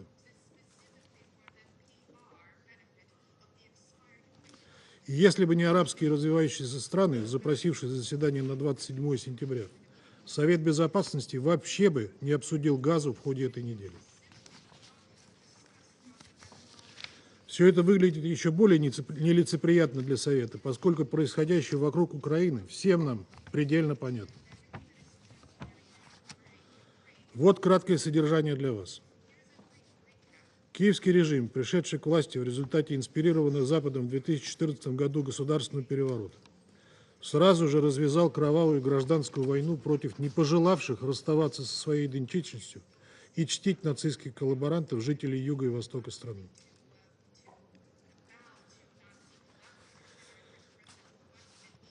Из-за этого майданная власть почти сразу же потеряла Крым.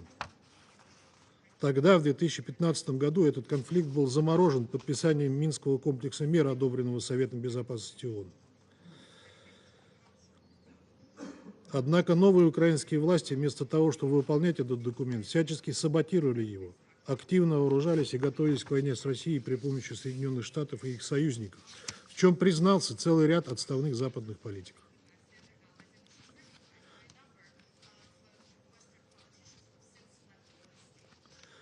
После того, как режим в Киеве категорически отказался выполнять Минские договоренности, а его западные спонсоры отвергли любой диалог с Россией по вопросам европейской безопасности, наша страна, столкнувшись с резкой активизацией украинских ударов по мирным городам республик Донбасса, приняла решение начать специальную военную операцию.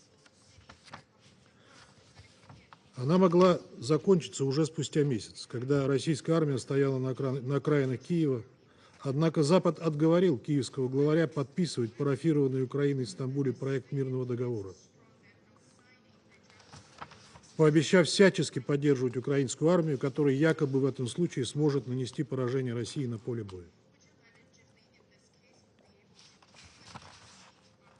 Однако, несмотря на обильные поставки вооружений, в том числе дальнобойных, снабжение развединформацией, целенаведение, отправку наемников и инструкторов и фактически прямое участие Запада в конфликте с целью нанести России жизнями украинцев стратегическое поражение, украинская армия сегодня оказалась на грани полного разгрома.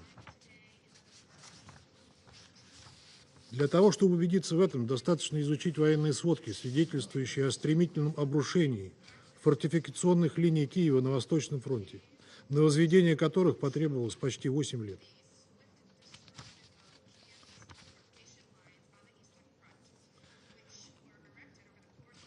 Для полноты картины нужно также учитывать то, что набор новых рекрутов, которых режим Зеленского бросает на верную погибель в бессмысленную мясорубку, осуществляется почти исключительно силовым путем в результате облав, видеосъемками которых, размещаемыми возмущенными украинскими гражданами, заполнен украинский сегмент интернета.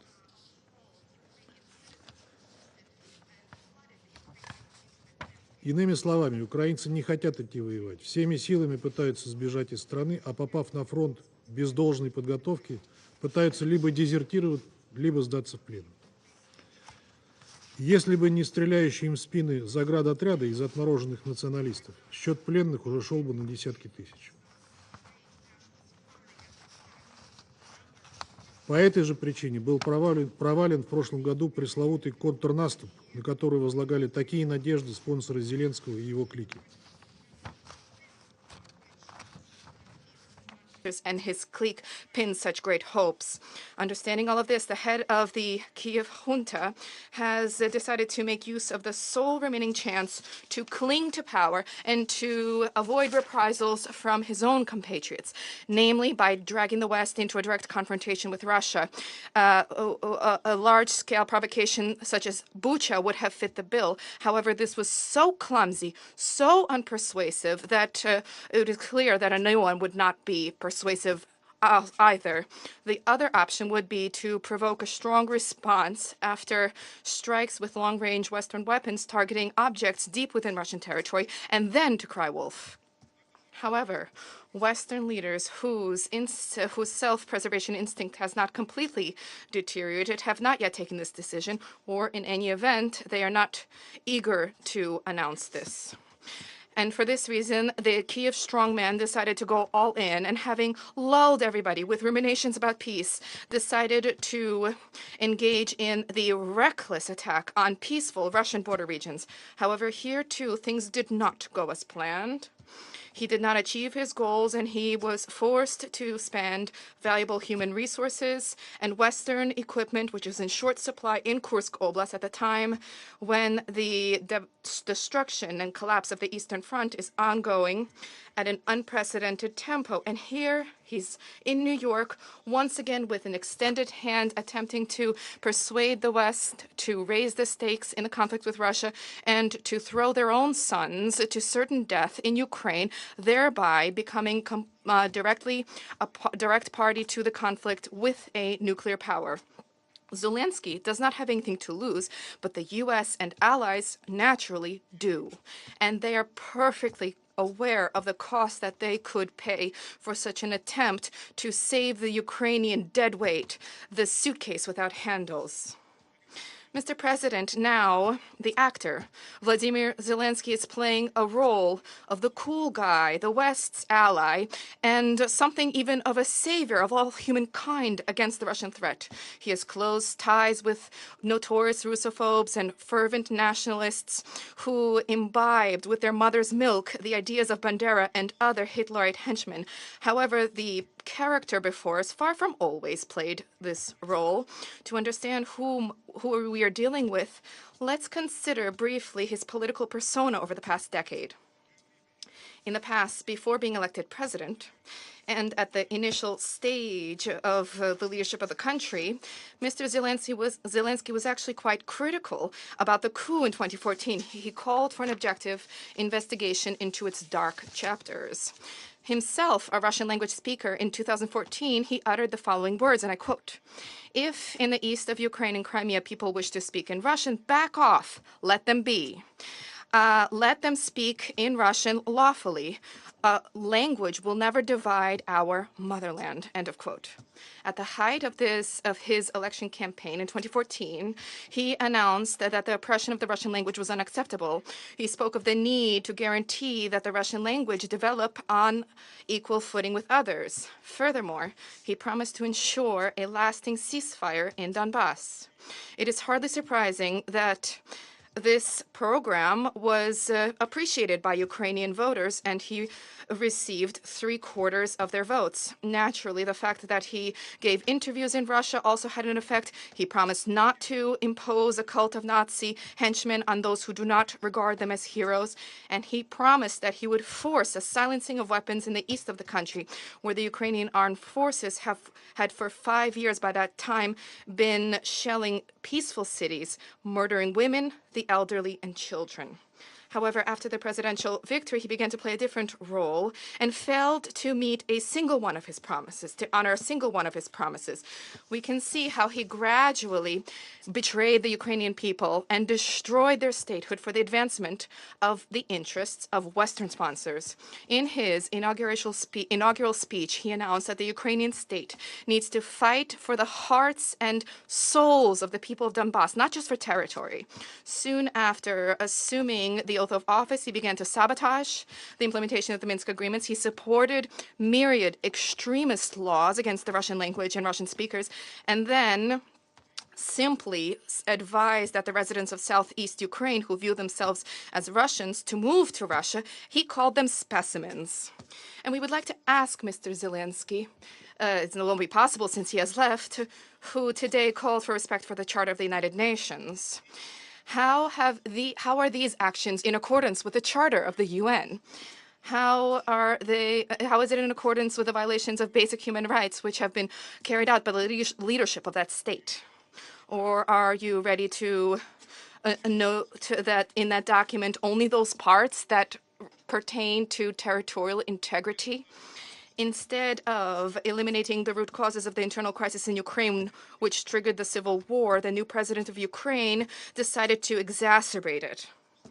In the country, essentially, a language inquisition was unleashed with punishments for the use of the Russian language, which is the mother tongue of the majority of Ukrainians. Even before Russia's special military operation in Ukraine, the opposition was effectively destroyed. Independent media outlets were shuttered. The canonical Ukrainian Orthodox Church was repressed. Nationalist and neo-nationalist groups flourished.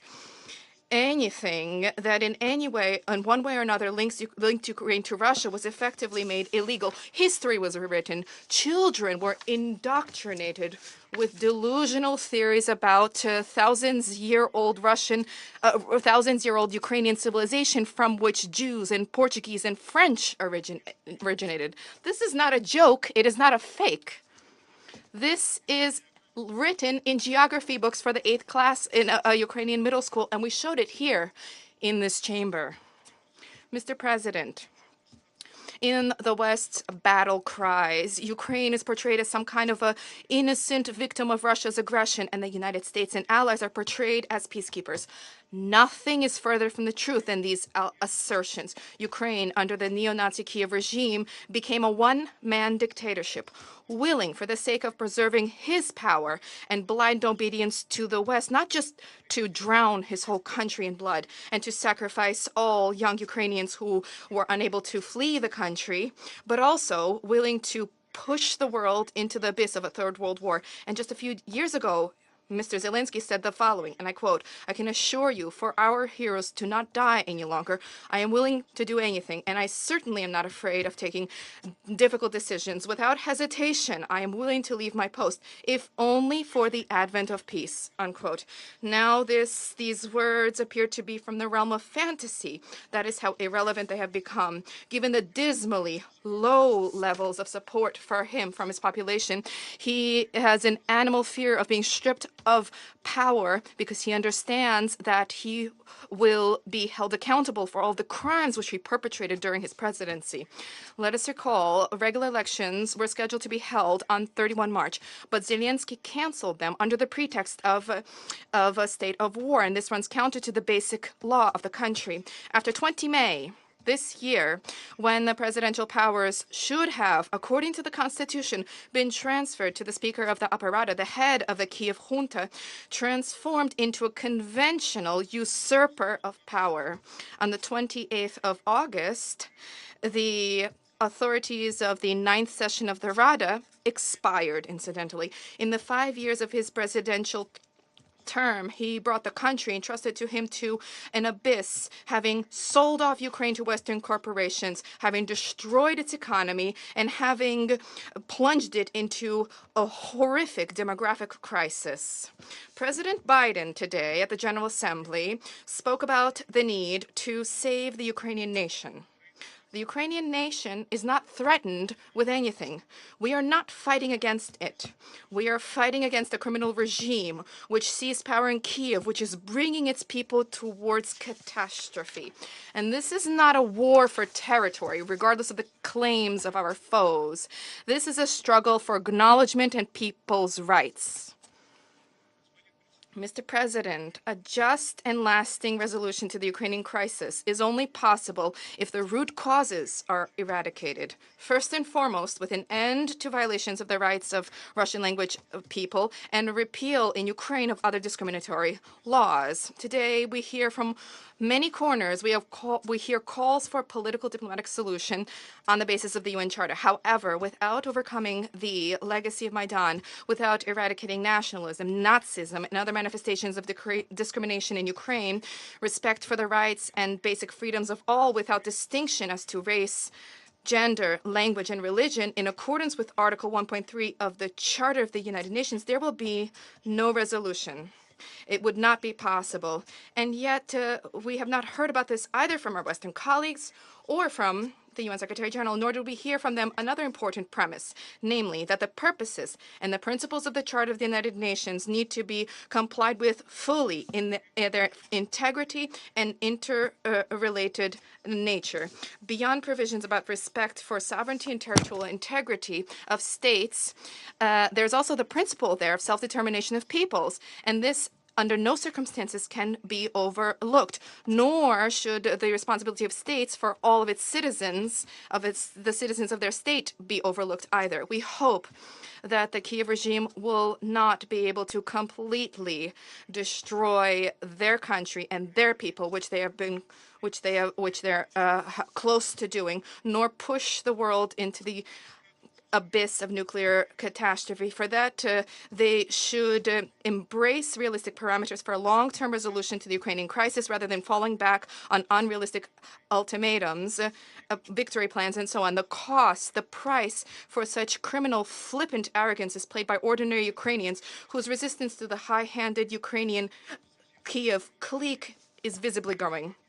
The Russian Federation was always ready to live in peace and good neighborly relations with Ukraine until it was shaped into aggressive, Russophobic, neo-Nazi wasp's nest, threatening our security, and before the design of plans to drag it into a the militaristic NATO bloc. We always respect Ukrainians. These are a brotherly people, with whom we are tied with unbreakable historic ties.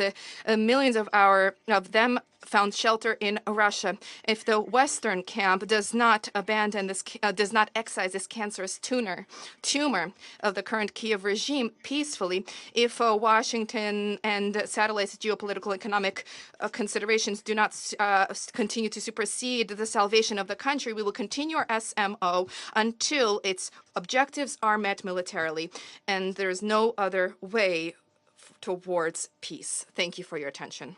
I thank the representative of the Russian Federation for their statement.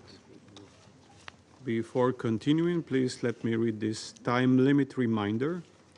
This meeting needs to conclude by 6 p.m. I would like to remind all the speakers that there is a time limit of 3 minutes in place to be able to conclude the meeting within the allotted time frame. You may send your full statement for publication as an official Security Council document with a letter addressed to the President. And now I give the floor to His Excellency, Mr. Gitanas Nausėda, President of the Republic of Lithuania.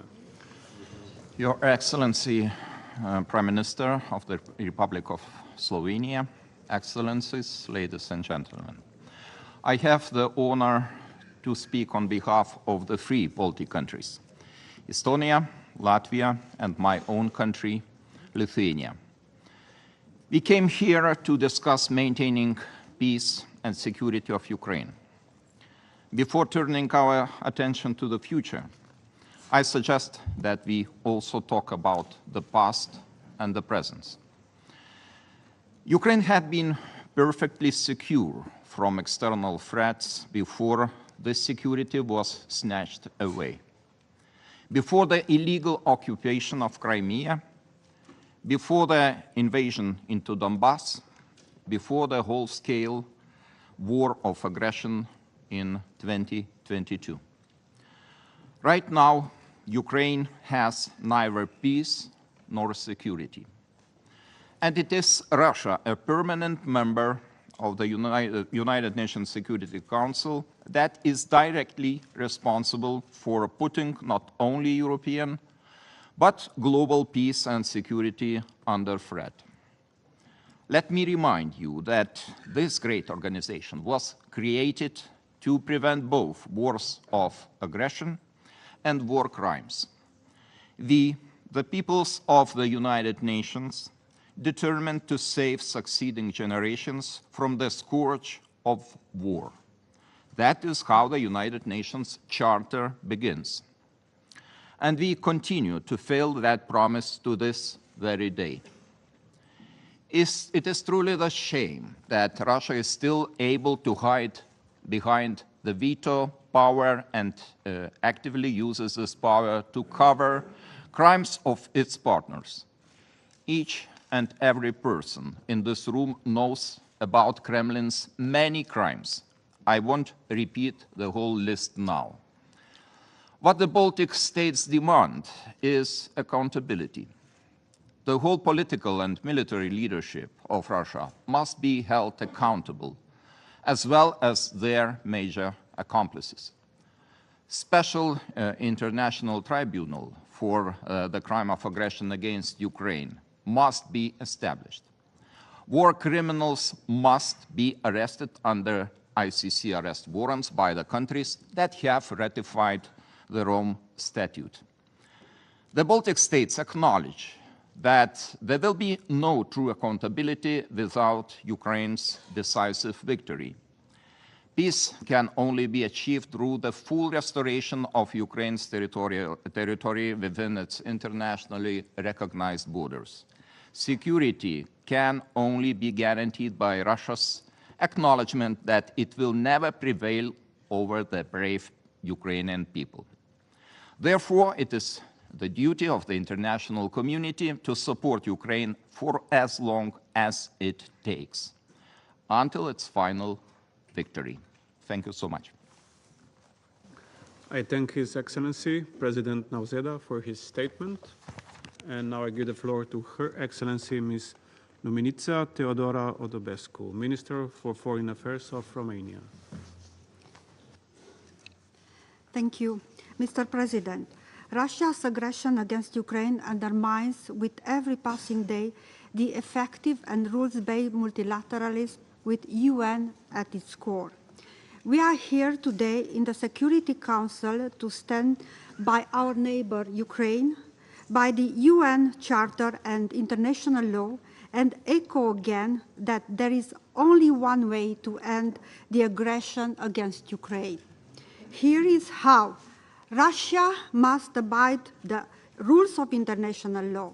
It must unconditionally cease the use of force and withdraw completely and immediately from the territory of Ukraine within its internationally recognized borders.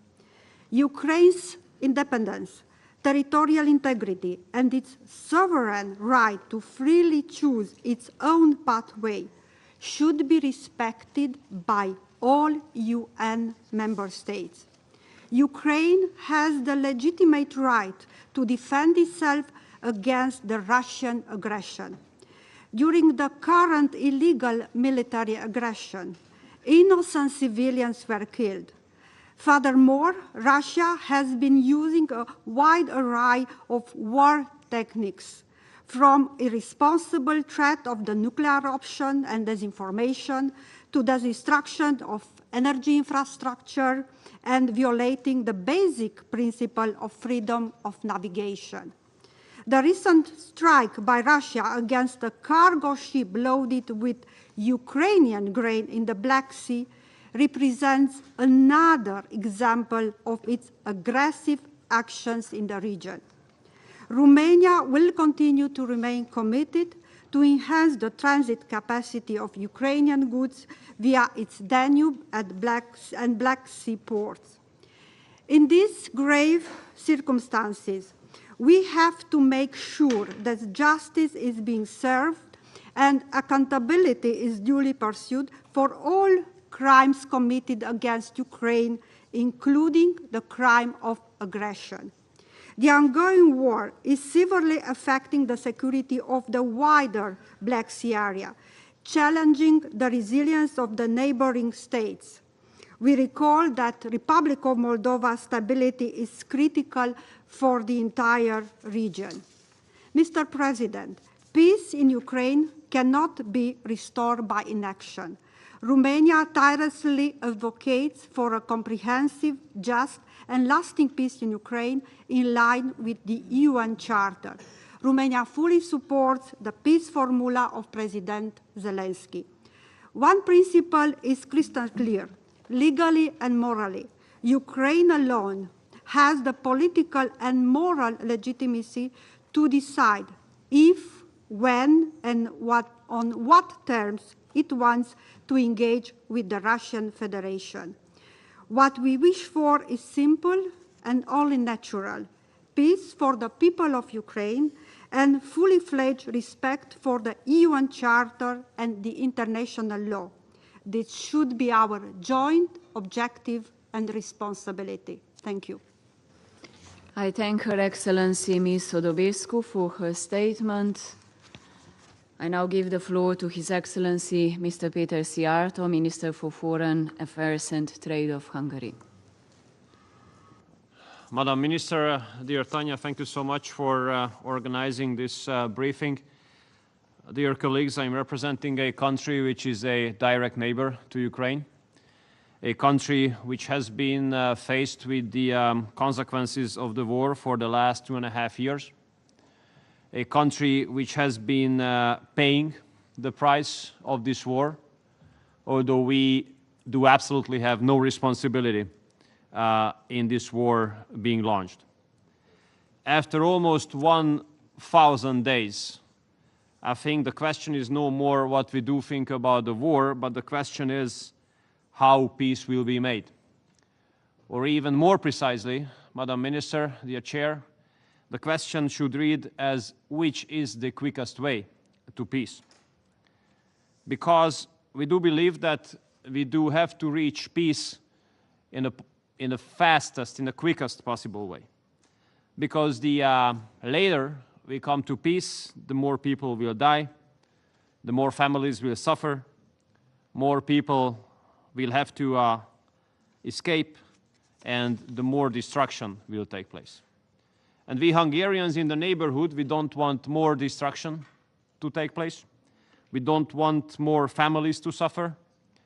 We don't want more people to die, especially that there's a significant community of Hungarians living in Ukraine.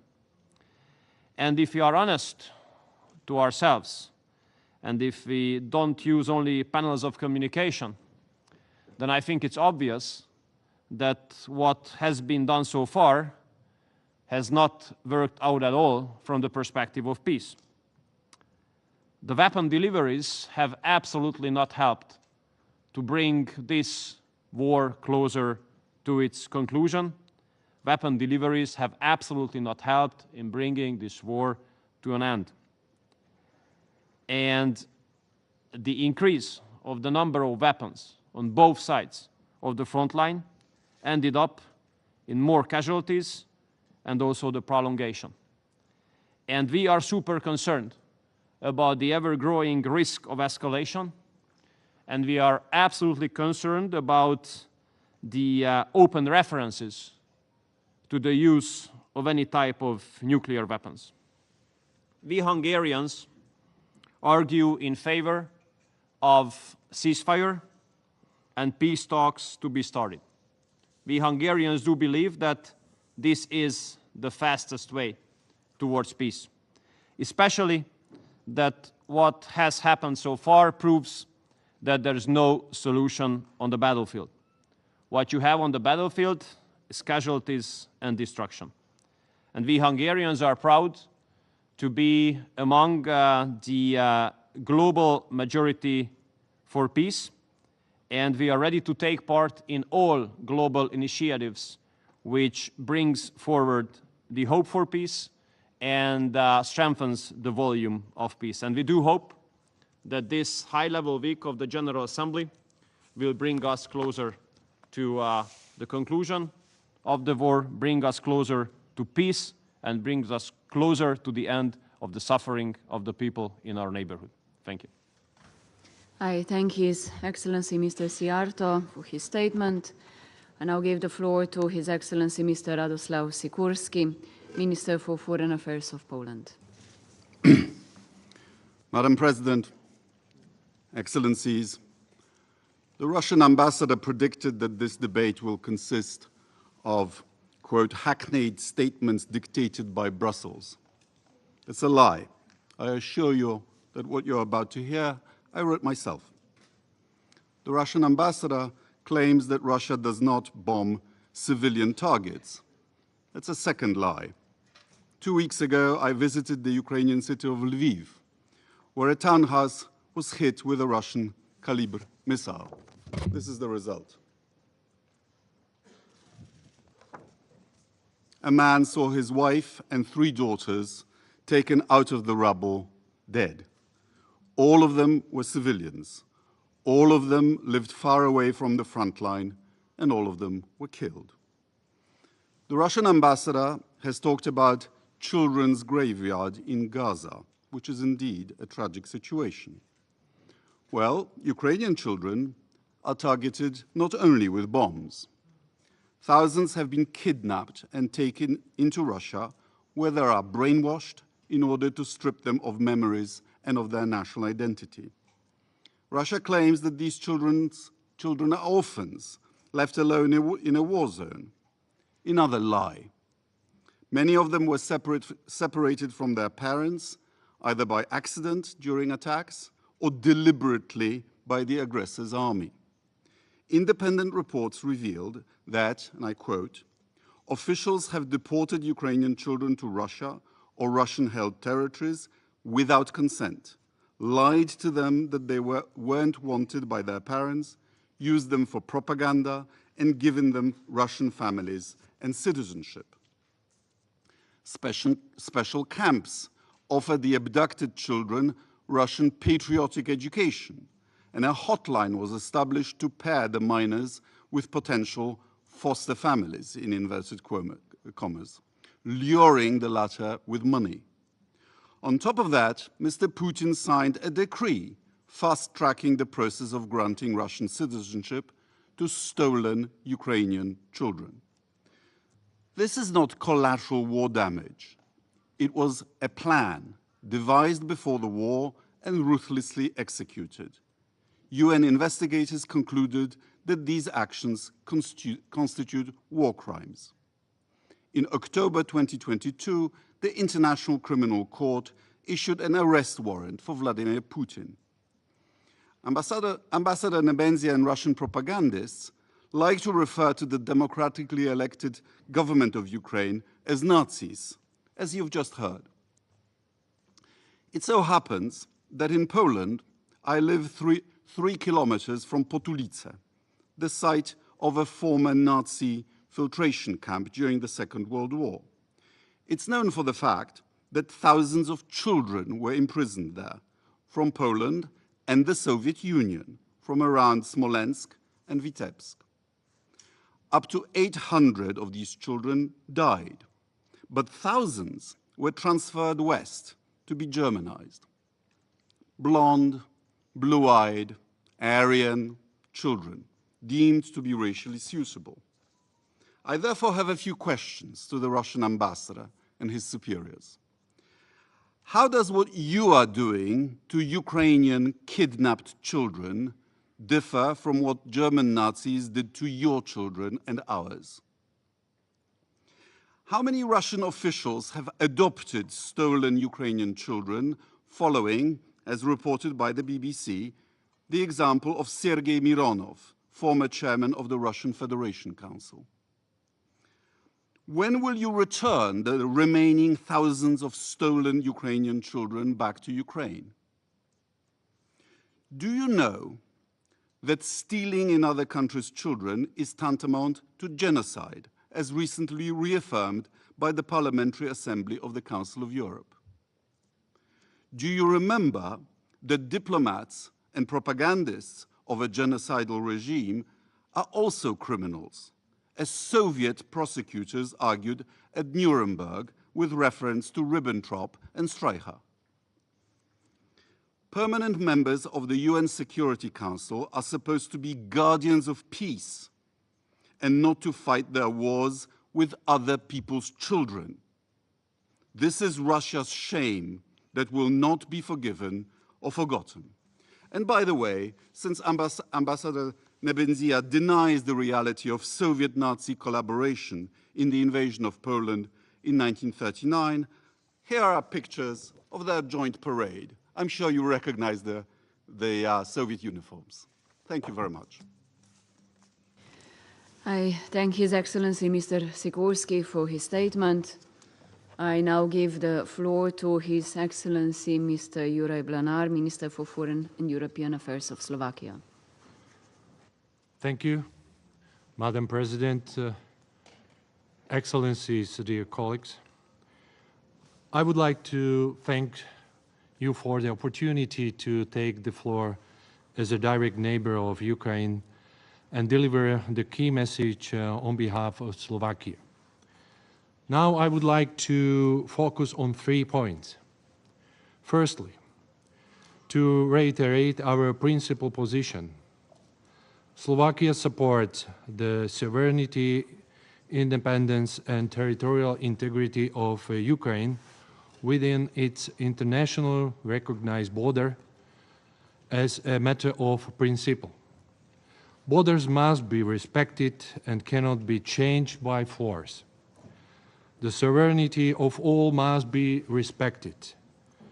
These are key provisions of the UN Charter, essential for the global stability and predictability of international relations. Since we did not recognize the unilateral declaration of independence of Kosovo, we also do not recognize the annexation of Crimea region of Donetsk, Kherson, Luhansk, and Zaporozhye. Secondly, on continued peace efforts. More than 2.5 years since the invasion, we have no firm commitment from global powers to the peace process. Divisions within this Council are deepening, its role as a protector of peace is being questioned. Slovakia calls on all the stakeholders to put aside their differences and focus on stopping the human suffering and destruction of Ukraine.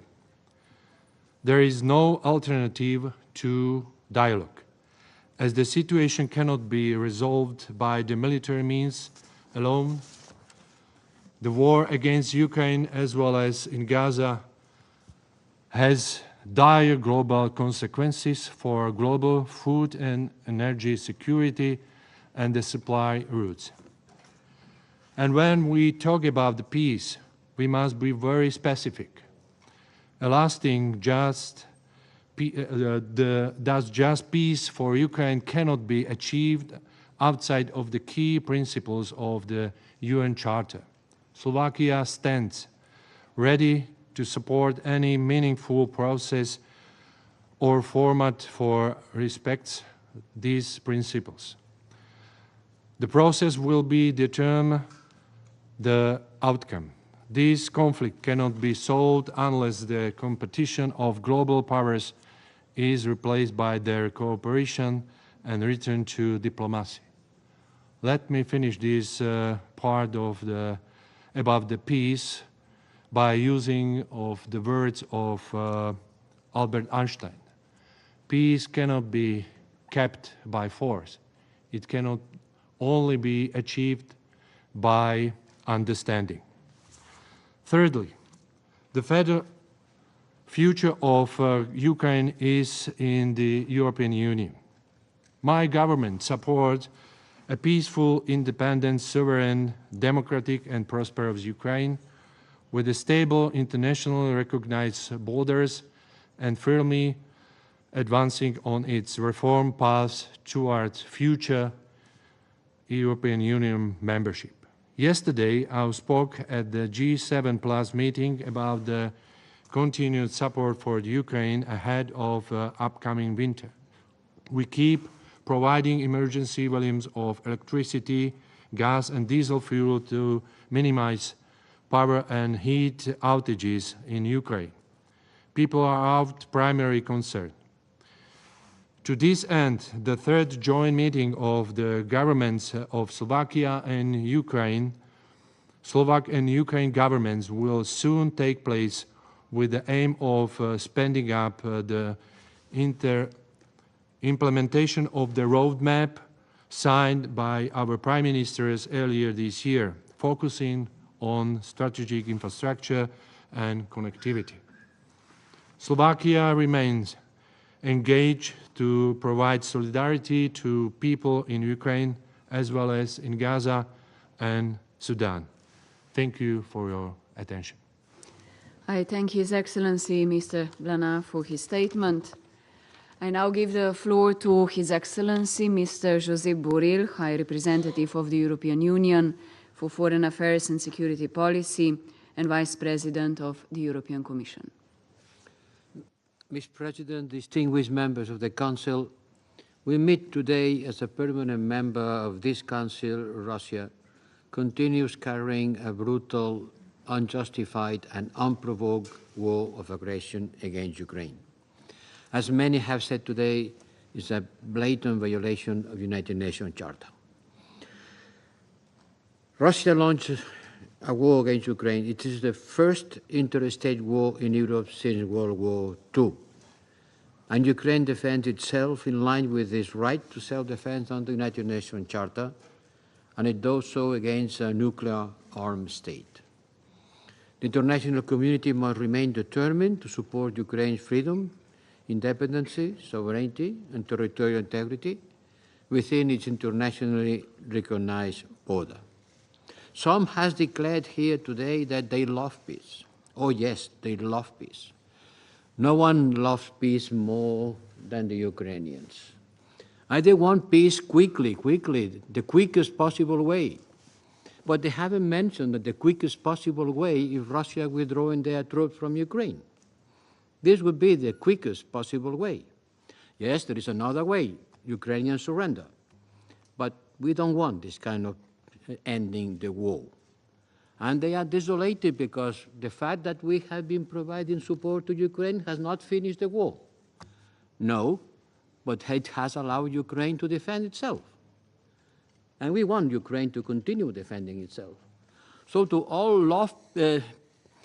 lovers of peace, please take into consideration that it matters the way this war is going to end. It matters.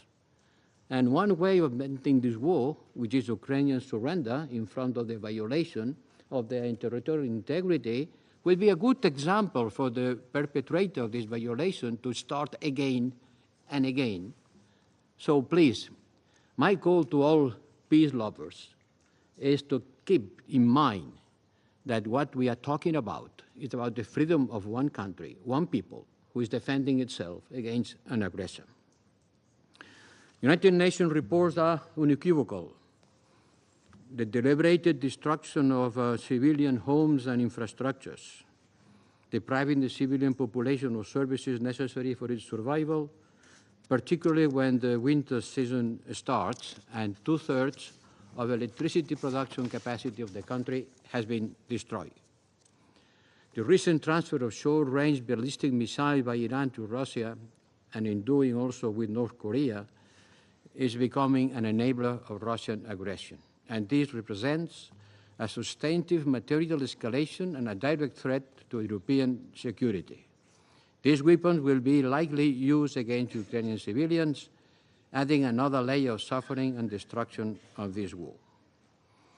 The European Union remains unwavering in its support for Ukraine and to a just and lasting peace, yes, because we want peace. We too want peace, but based on international law and the United Nations Charter, and do more than 110 partners who supported the summit joint communique of this last meeting on a peace framework, supporting again sovereignty, independency, and territorial integrity of an aggressor country. At the end of the day, it's up to Ukraine, and only to Ukraine, to define the terms in which they want this war eventually end. And we need to pay more attention at the constant violations of the embargo against Russia. We need to be concerned by the circumvention of sanctions that these, yes, are making the war longer.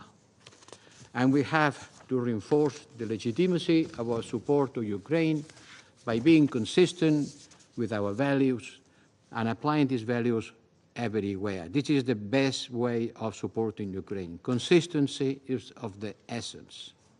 In a world that is becoming less multilateral and more transactional, and in order to prevent this slide toward more transactions and less norms, we need to work very hard. This is the best way to support Ukraine for a peace, a just peace, that makes the aggressor to fail. Thank you. I thank His Excellency Mr. Borrell for his statement. I now give the floor to Her Excellency Ms. Annalena Baerbock, Federal Minister for Foreign Affairs of Germany. Thank you very much, Excellencies, colleagues, dear Madam President. 943 days ago, Russia launched its full-scale aggression against Ukraine. 943 days of suffering. 943 days of women being raped in Bucha, of tortured people in eastern Ukraine, and of children being deported. And as we have heard here today, there's no denying of that. Children being deported from their homes, as my Polish colleague has outlined. We heard here the Russian ambassador that he didn't even say this is not true. He said it's better for the children.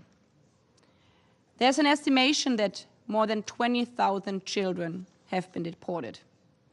Imagine these were your children, and you hear here in the Security Council that this is for the better good of your child, being stolen from you as a mother or a father.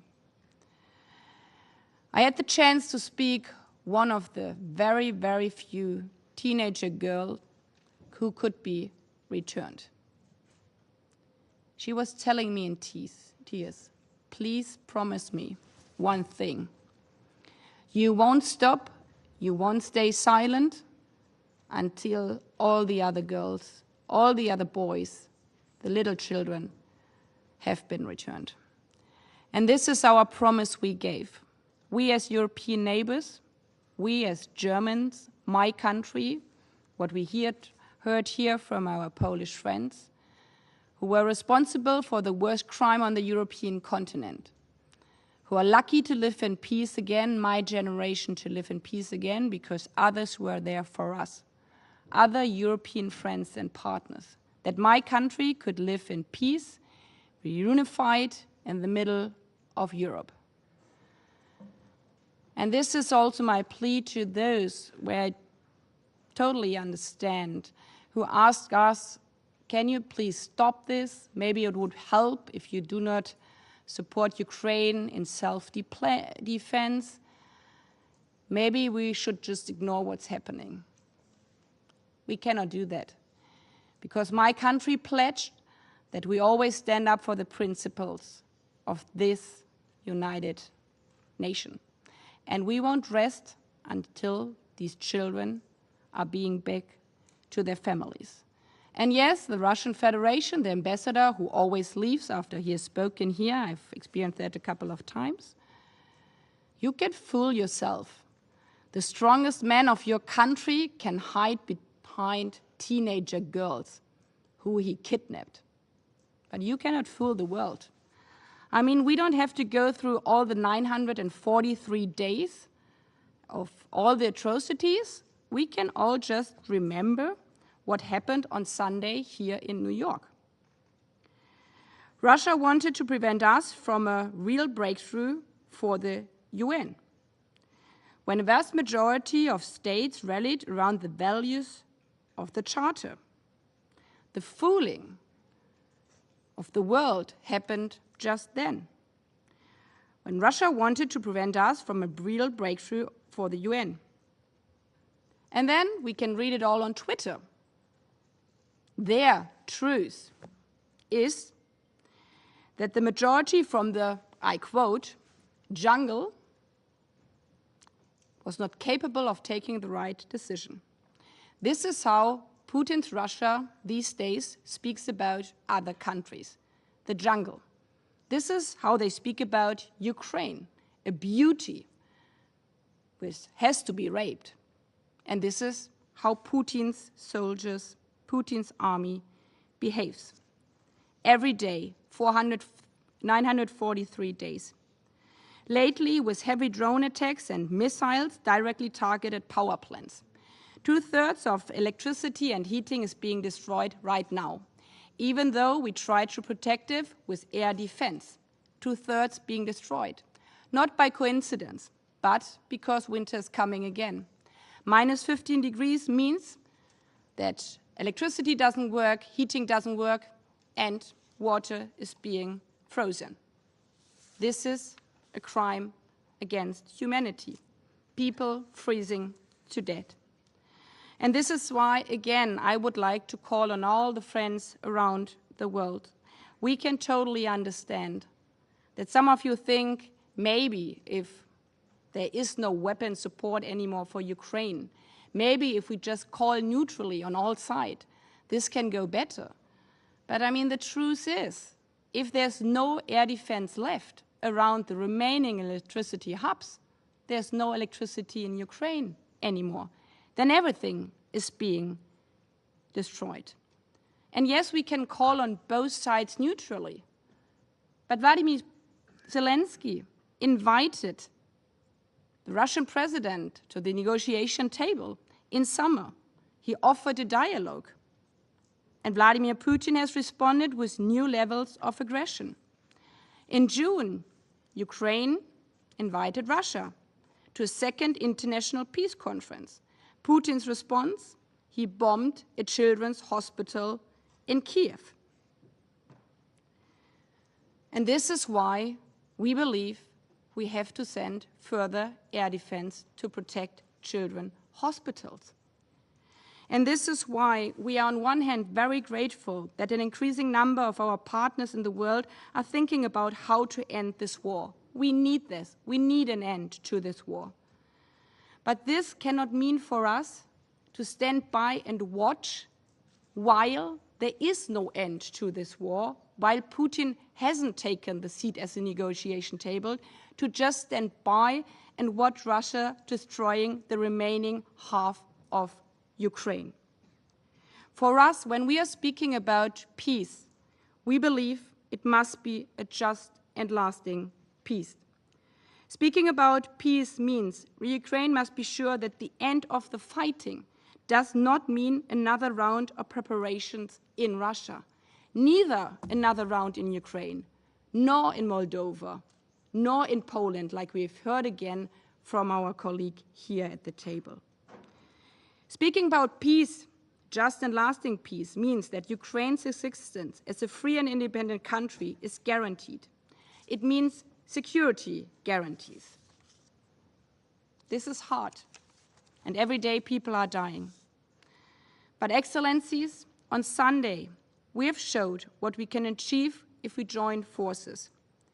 We showed that those who want to destroy our charter will not succeed if we stand together and rally around the charter. Let's rally around the charter also for Ukraine in the same spirit, for just and lasting peace for Ukraine, for Europe and the whole world. Thank you. I thank Her Excellency Ms. Baerbock for her statement. I now give the floor to His Excellency Mr. Lars Løkke Rasmussen, Minister for Foreign Affairs of Denmark. Thank you, Madam President, distinguished members of the Security Council. I have the honor to speak on behalf of the 5 Nordic countries, Finland, Iceland, Norway, Sweden, and my own country, Denmark. First of all, I extend a warm thanks to Slovenia for bringing leaders from across the world together. I also want to thank the Secretary General for his insightful briefing, and to President Zelensky for outlining the situation in Ukraine and presenting the peace formula. Madam President, today marks 2 years and 7 months since Russia began its full-scale illegal invasion of Ukraine. This marked a major escalation of Russia's war of aggression against Ukraine, which started back in 2014. And this can, of course, not be tolerated. It must be condemned, and Russia and its representatives must be held accountable. Today, the Nordic countries would like to share 3 messages. Firstly, with its war of aggression, Russia is violating the most basic rules and principles of international law.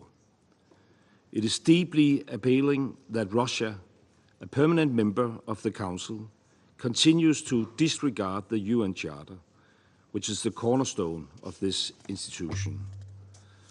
The vast destruction and the suffering of the Ukrainian people all stem from Russia's choice to continue its brutal aggression. The Nordic countries will continue to seek full accountability for the crimes committed, ensuring that Russia and its representatives are held to account in a shared responsibility of us all. Secondly, we repeat that Russia's war has grave consequences beyond the European continent. Earlier this month, a ship carrying grain was attacked in the Black Sea. We strongly condemn such attacks, which jeopardize global food supplies. Madam President, it is deeply concerning that Russia's systematic and damaging attacks against Ukraine's critical infrastructure continue. Civilians face immense hardship in Ukraine. Nearly 15 million people are already in need of humanitarian assistance. Russia's intensified attacks affect the lives of millions of people in Ukraine. Across all sectors of life, people lack access to water, electricity and heating, and the winter is fast approaching. Ending this will require strong cross-regional support, and therefore we urge members to support Ukraine in defending its people and rebuilding its infrastructure. to uphold the UN Charter by holding Russia accountable, and to call for a fair and lasting peace. And this brings me to my third and last point. We need a comprehensive, just and sustainable peace based on international law, including the UN Charter. The Nordics firmly support President Zelensky's peace formula, and we encourage all member states to do the same. The Summit on Peace in June reconfirmed the strong support for the UN Charter and laid the foundation for the way forward. Any pathway to peace in Ukraine must be grounded in the UN Charter and its key principles, including Ukraine's sovereignty, independence, and territorial integrity. Our commitment to the UN Charter and support for Ukraine remains resolute. Thank you, Madam President. I thank His Excellency Mr. Rasmussen for his statement. I now give the floor to the representative of Turkey. Thank you, Madam President. At the beginning, I would like to thank also Secretary General for the comprehensive briefing. As we gather today in the Council, we confront the grim reality of the ongoing war heading towards its fourth year. This conflict inflicted profound suffering on millions in Ukraine and beyond. Unfortunately, since the beginning of the war, each day has taken us further from the peace. After almost 3 years of hostilities, hopes for an end to the conflict is low. Besides, risk of an uncontrolled escalation is still a fact. Escalation poses a threat not only to Europe, but to global stability. International community has so far tried to end the war primarily through coercive measures, but unfortunately these methods have yet to deliver. Whereas the UN Charter mandates peaceful resolutions to disputes, thus we must advocate for a just peace rooted in international law. We must reaffirm again and again our commitment to Ukraine's sovereignty, territorial integrity, and independence. Security Council can bring its influence to bear to encourage the two sides back to the negotiating table. Ultimately, a just peace can only be achieved through direct dialogue and mutual understanding. This basic principle has shaped our approach to the conflict since the beginning.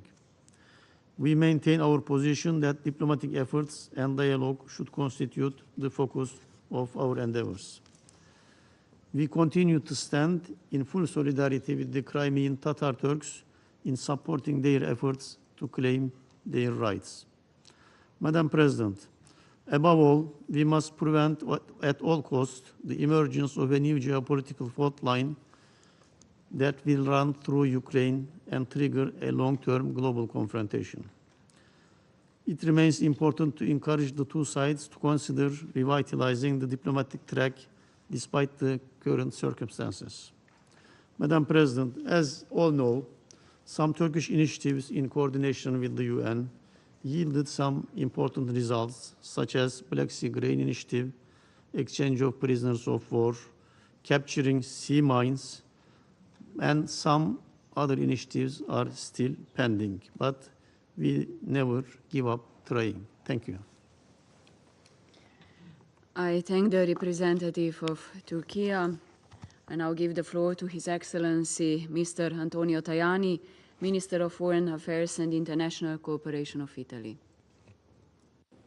Thank you very much, Mrs. President. The Italian government, led by Prime Minister Giorgia Meloni, has on many occasions, also in this room, started our clear position on the Russian aggression on Ukraine.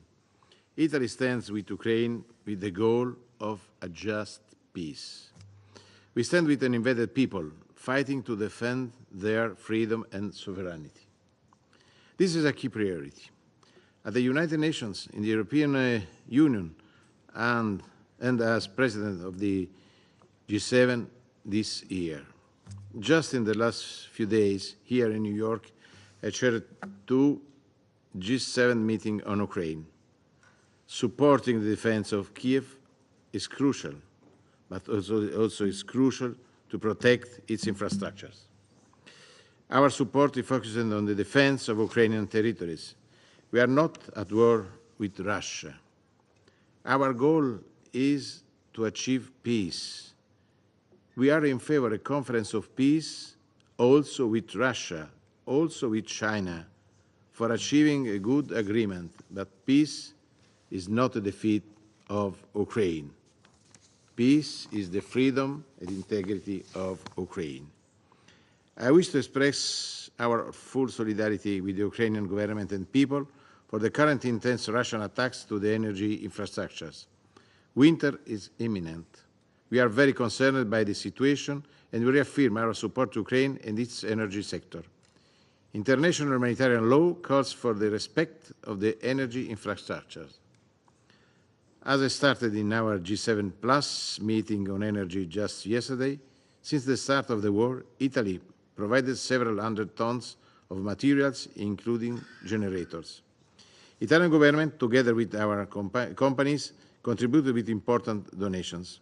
In February, we signed an agreement with the European Bank for Reconstruction and Development on €200 million project to restore the capacity of the main hydropower generating Ukrainian companies. We want to do more. President, Italy will host in 2025 the next Ukrainian Recovery Conference. Our focus is on peace. We want to avoid escalatory spirals. In our view, the solution involves starting a political and diplomatic process. Je souhaite maintenant m'adresser directement à mes collègues des pays partenaires. I would now like to address our partners. We need to work in favor of a just peace and work in this direction. Rome will always be paying heed to such efforts, and we hope to see you all at the June summit, building on what was discussed in Switzerland. This includes food security and the humanitarian response. We are very concerned about the situation in Zaporizhia, and we will continue to support Mr. Grossi. We need to make sure that the Ukrainian agricultural sector is also protected, as this is critical for global food supply, particularly for the most vulnerable. It was also asked that exports of food supplies from Ukraine must continue uninterrupted.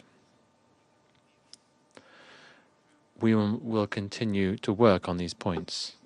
Commitment to peace needs continuous engagement. Italy wants to do all it can, starting with the upcoming G7 ministerial meeting I will host in Fiuggi, close to Rome, in November, and the Mediterranean dialogue scheduled in Rome again in November. Every opportunity is important to work for a just peace. Count on the Italian government. Thank you very much. I thank His Excellency Mr. Tajani for his statement. There are no more names inscribed on the list of speakers. The meeting is adjourned.